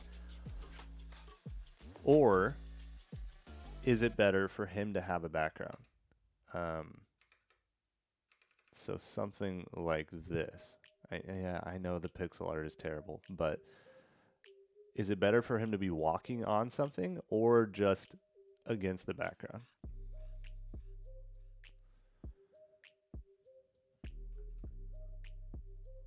Riazi, it would literally take me probably a month to do that building. So, the general store. No background? Okay.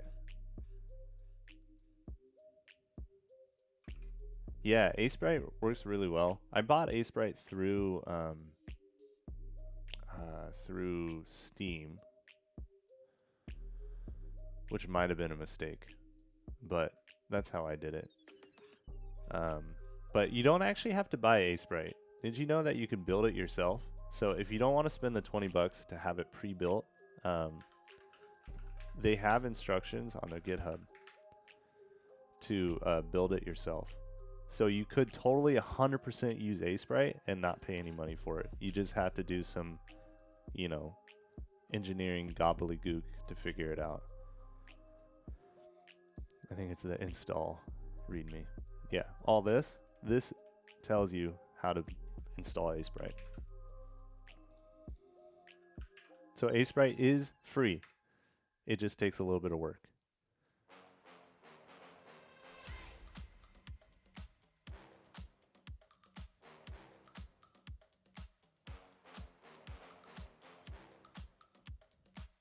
Oh, if you buy it through their website, it goes to Steam? Oh, okay. I didn't know that.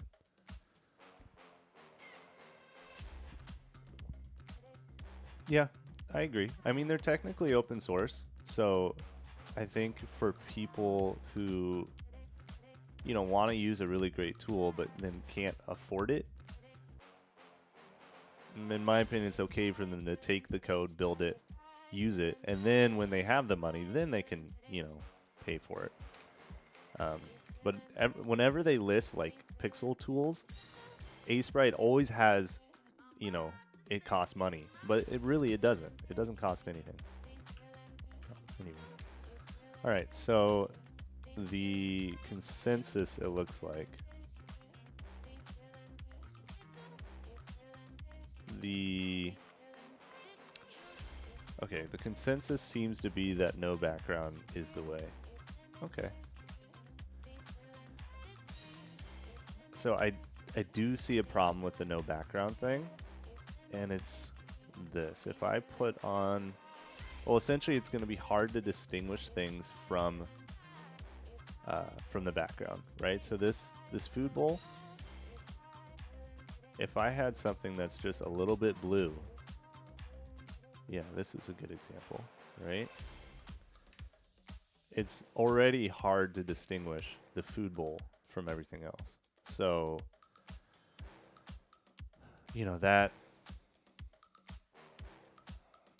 that's a problem, right? Maybe I need to be better at my pixel art and I outline everything, or I need to use like really garish colors.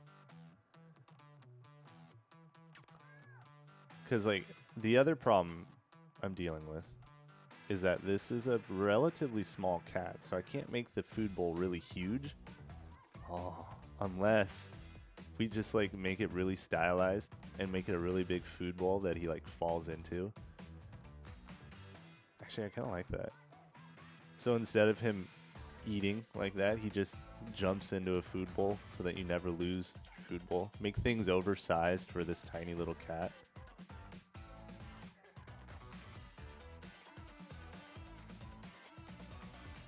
All right. Size up this.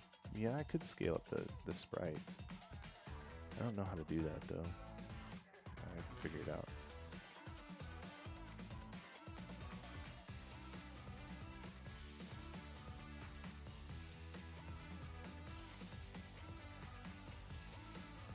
A white outline.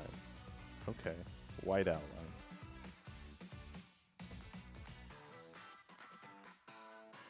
Okay. So, I was showing, I had the cat tree on there before. I think the other aspect for how I want people to interact with the cat is that you can drag and drop things into the game. So, you know, something like the cat tree or some cat toys and stuff. And I want there to be a little bit of kind of like a physics engine where these things can stack on top of each other, and the cat will figure out, you know, anyone who has a cat, you know that most of the time they want to get as high as possible and just stare down, lord over you, right? So I want to make that possible where you could kind of build structures and the cat could, you know, get as high as it wants. So there was going to be some light physics. So the being able to see the objects and have them distinguished from the background is going to be important. What if, here's an idea. What if I did something? So we have our color rect right here, right? Right now it's entirely alphaed out. What if we just made it slightly visible? Just slightly visible.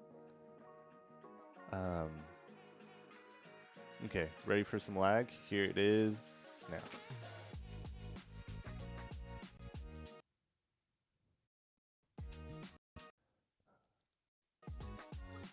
Yes, there's a lag. Okay, obviously it would look better than this. But if there was just a slight differentiation, that might work.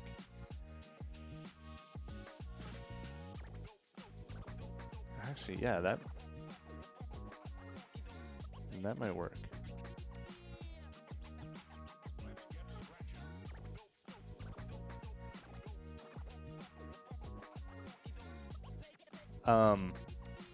I think so. Freedom Forge. I think there is a way for the cat to jump to the top.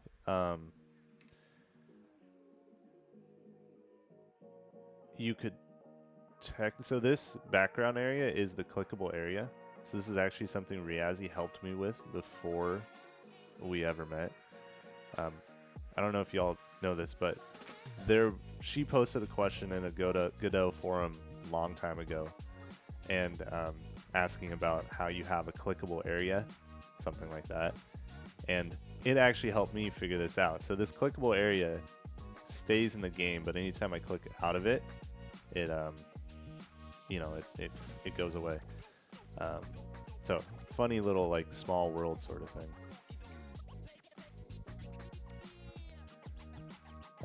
So maybe this is another way to do it too, where I have like some sort of alpha value so you can distinguish what's going on. It's probably going to be trial and error though, figuring that out.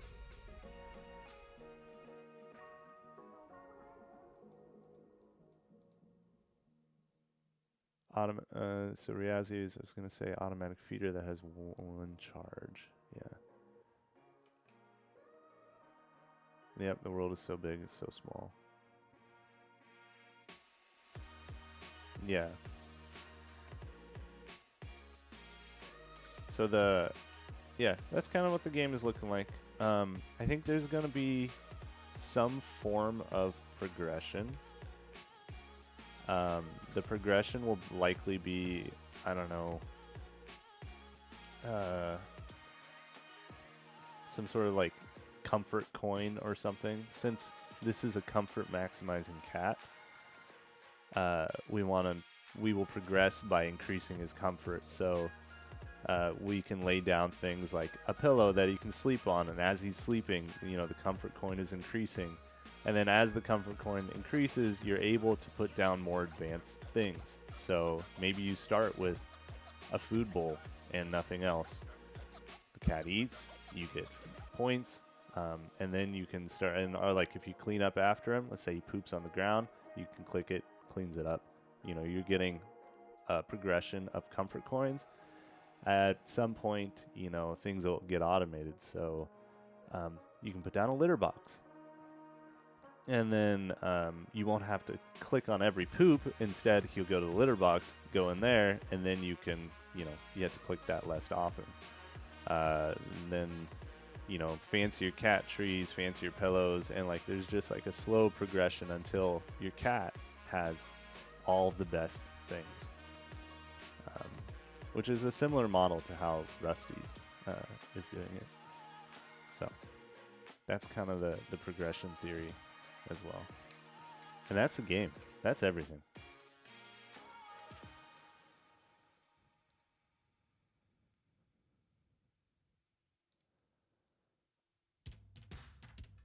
Thanks, Freedom Forge. Yeah. It'll be something, right? That's the... Now I just had to implement it, right? That's the hardest part.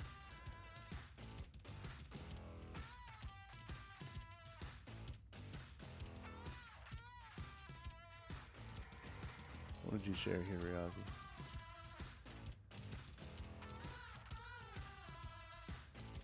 Okay, so from left to right, this is the same building. None of these are finished.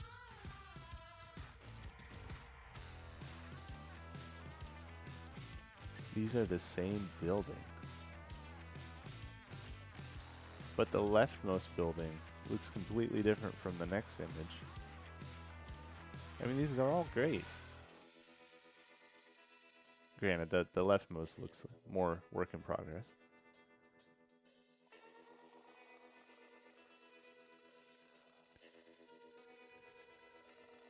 The left was the first pixel art you ever did? Shoot. Riazi, you're already like way ahead.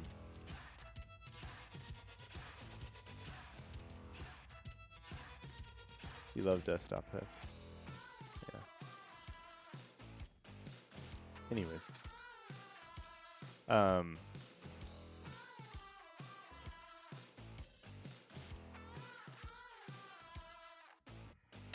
Yeah. Yeah, I'm actually I run quite a bit. So I've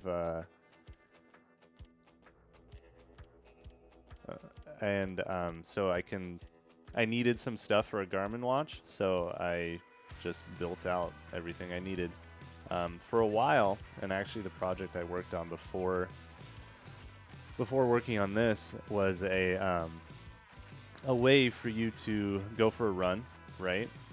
And then take all the data that you're getting on your Garmin watch, send it up to a server, and the server would then create overlays that you could put onto a stream, right?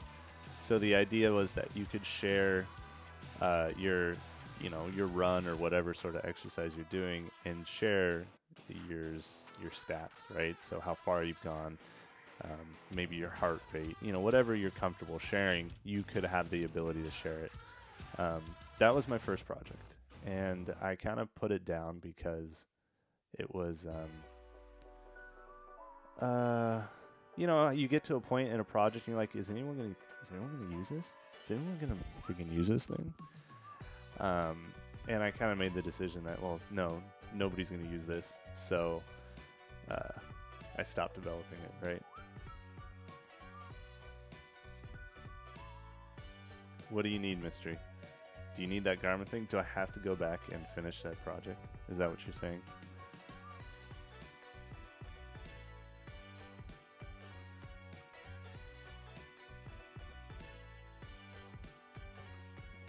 Maybe I'll just open source it and let anyone use it. Here, I'll show you my... I'll show you. Where is it? Let's go to the channel. I don't know if I published it or not. Let's see. How do I go to my... Here, let me... So I posted an example of this working. And it was pretty cool, but another problem that I was having is that if you wanted to stream some sort of exercise, let's say going for a run, you need to have pretty good, a network connection, right? Your cell service needs to be pretty good. But this was an example of it working, right? So obviously the UI needs to be updated, but it was just a purely an example. All this data being shown at the top here, this is live data. This is, you know, yeah, I know I'm slow. You don't have to bring it up. But you know, I had been running for 5 minutes, for half a mile roughly, and slow ass pace.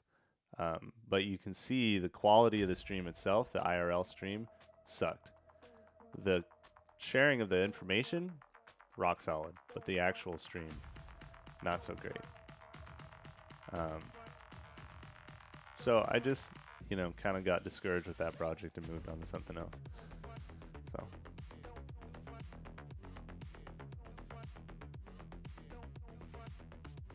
Yeah, that's true.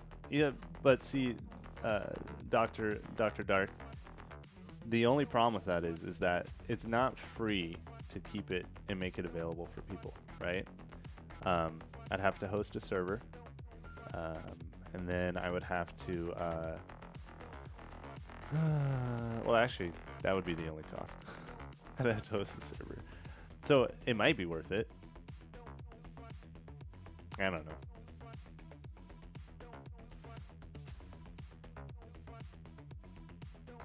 Yes, it would work in cities better. But, okay. And maybe y'all can convince me otherwise. Here's the other thing. Here's the other calculation. You know what the deadest space on Twitch is? What the deadest category is? I'm going to show you what the deadest category is. It is fitness and health. There's 355,000 people, and 207 is actually a lot, right?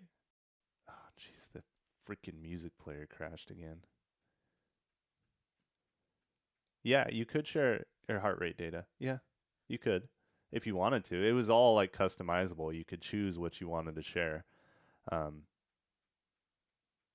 But yeah, so here's another reason, like, you know, that is it gonna be something people use? I don't know.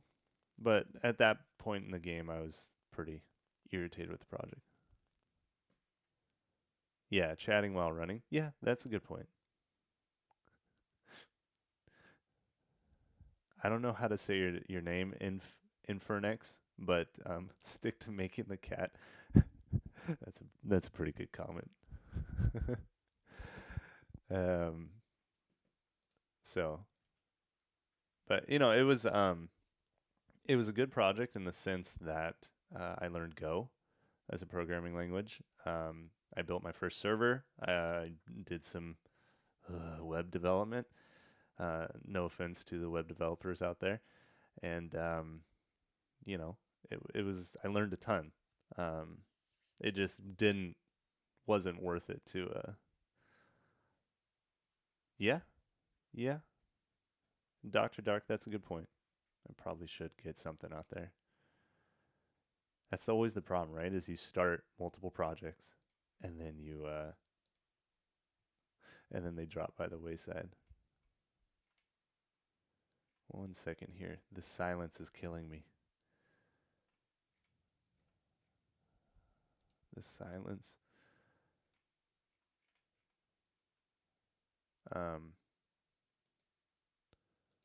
And the other part of it is I've always wanted breezy summer lo-fi. Here we go. That's what we need.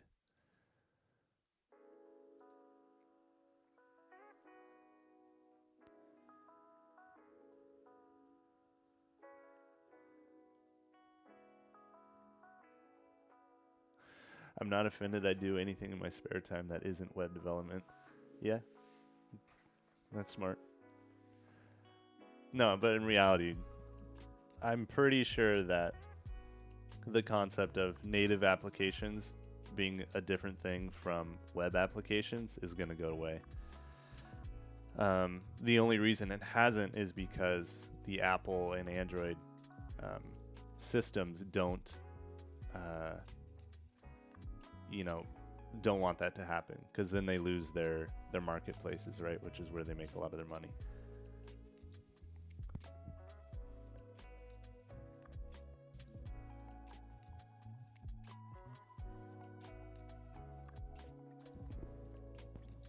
Yeah, and the streaming, to Wolfrick's point, the streaming does help a lot with accountability. I don't think I've ever really been as focused on learning as I have been when I started streaming.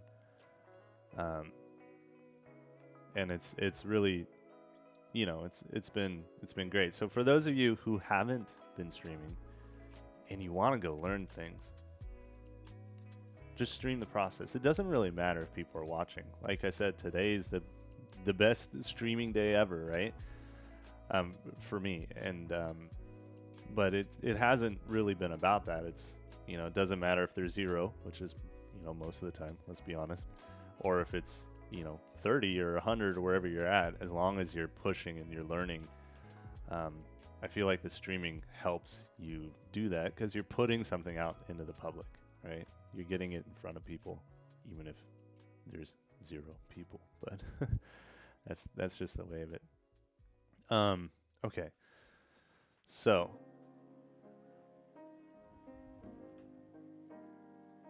maybe I'll revisit the Garmin thing, and we'll go from there. Yeah, and yeah. Using the chat as a rubber duck, that's the way to go.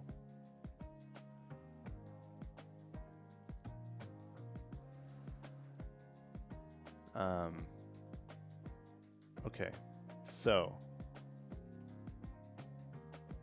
probably have about 10 or 15 more minutes before I have to get to the real world. So let's sum up what this AI is going to be, and then I'm going to probably try to... Okay, first off, anyone here, have you done an AI? Are there any tools for Godot that you've used that have been helpful? The one that I'm thinking of using for kind of like traversal AI, like how it's going to traverse the environment, would be to use something like Behave, right? Where it's this node-based. Essentially, you know what this is? This is just if-then statements, but made to look like nodes, right? But if y'all have any tools,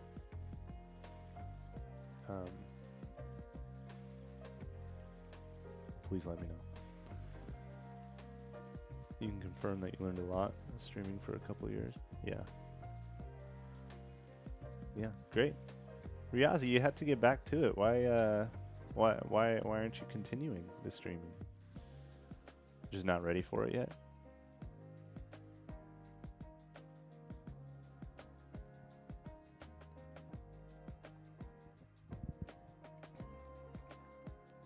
Oh my gosh, you know what I can do today? For the first time ever, I can raid somebody. Who should I raid? That's the other question for you. Oh, your apartment building internet can't be fixed. Get that Starlink. Oh, never mind, don't get the Starlink. It's like $500 initial cost, then $100 a month. It's quite expensive.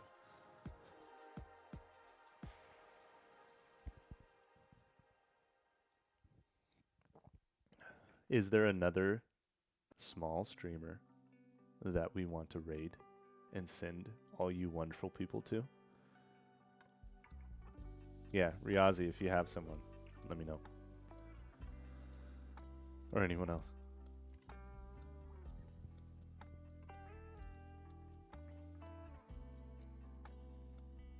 You know, we can't all be like Mystery and stream for 8 hours.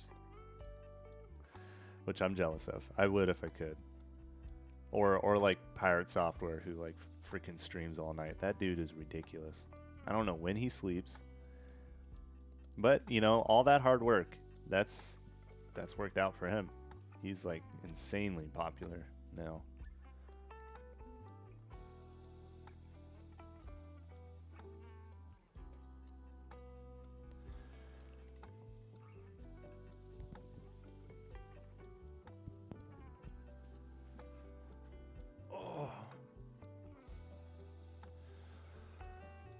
All right. Let's see. So we're gonna have that. The decision trees, and I think next stream what I'm gonna start doing is actually building out. Probably we'll start with the needs. So there's two tiers here. There's the needs of the cat, which will direct what he's going to do next, and that'll be simply, you know, managing numbers, right? Pushing numbers up based on. Well, actually, how am I going to do that? Like, when does the number increase for food and water and sleep? I guess it's just be time based. And then the other thing I want to implement is kind of the concept that each cat for each startup will have a different personality. So like some cats will be, you know, sleepy or hungry or poopy, you know, they just want to poop all the time. And then that will kind of dictate how these numbers go up, these need-based numbers go up. And then so each time you play, which I don't know if that makes sense. Maybe it should be based on the daily. Yeah, maybe this is a daily thing. You know, some days your cat is angry or sleepy or poopy. That seems pretty accurate.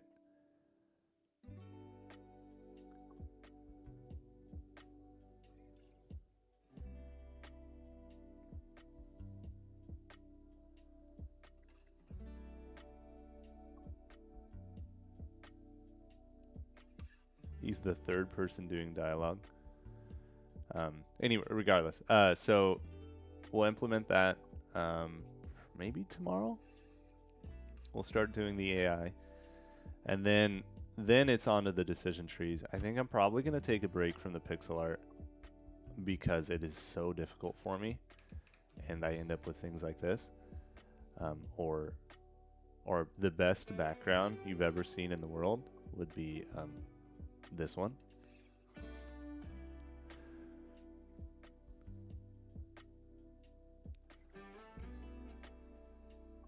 Growth devlog seems interesting. He's working on a farm sim. Okay, let's check it out.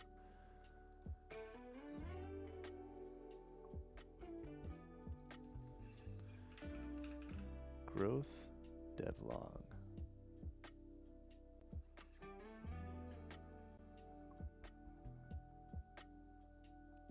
This isn't growth devlog. This is an advertisement. Alright, let's see. He's got 5 people watching, 108 followers. This definitely seems to be... Alright, let me... He's a VTuber. Cool. Yeah, mystery. We were just trying to figure out who to raid next.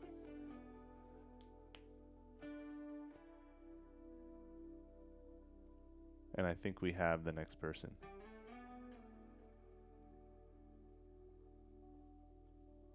His pixel art is nice. Cool. Well, I'd love to see it if these freaking advertisements would stop. The Discord link in your... No. Is it?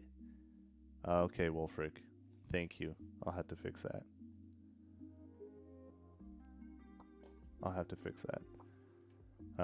Yeah, but y'all, before y'all go somewhere else, make sure to drop me a follow. I appreciate that, and then we'll just keep doing this. He's doing a 24-hour stream. Oh, geez. Okay, well, good for him. He's gonna get a bunch of people. Now I have to figure out how to do this.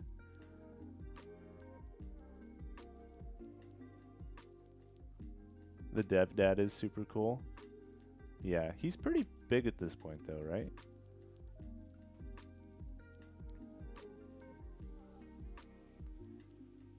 I think we should stick with the theme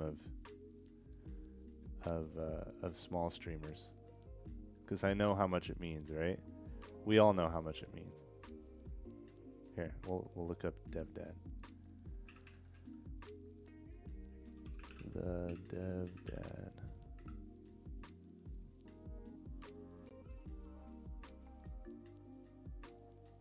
Yeah, he's got 30 people right now. maybe next time. But I'm thinking our dude Growth Devlog is the one. DevDad doesn't do Godot. He's building out an app. I think he's doing it in some sort of JavaScript language. Oh, it's React Native. Oh, React Native. Don't get me started on React Native. If you want a multi-platform solution, the thing that I've been using and that everyone should use and that will eventually take over the world is Kotlin multi-platform. First off, you get to write in Kotlin, right? All right, we'll do Growth Devlog. You get to write in Kotlin, which is a wonderful language, right? And then it's being spread out to all the different platforms. React Native is not the way. It is not the way. Okay. And on that note, let's do raid channel. Search and filter. Growth Devlog.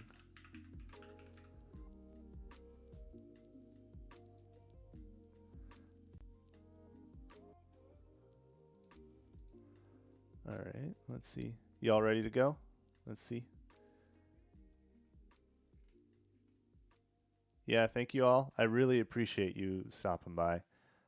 It's been a lot of fun. Riazi, you're amazing.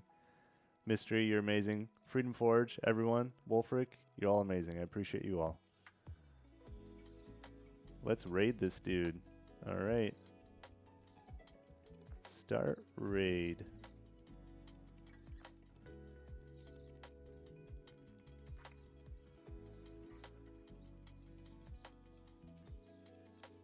And here you go. Adios. Thank you all. Bye.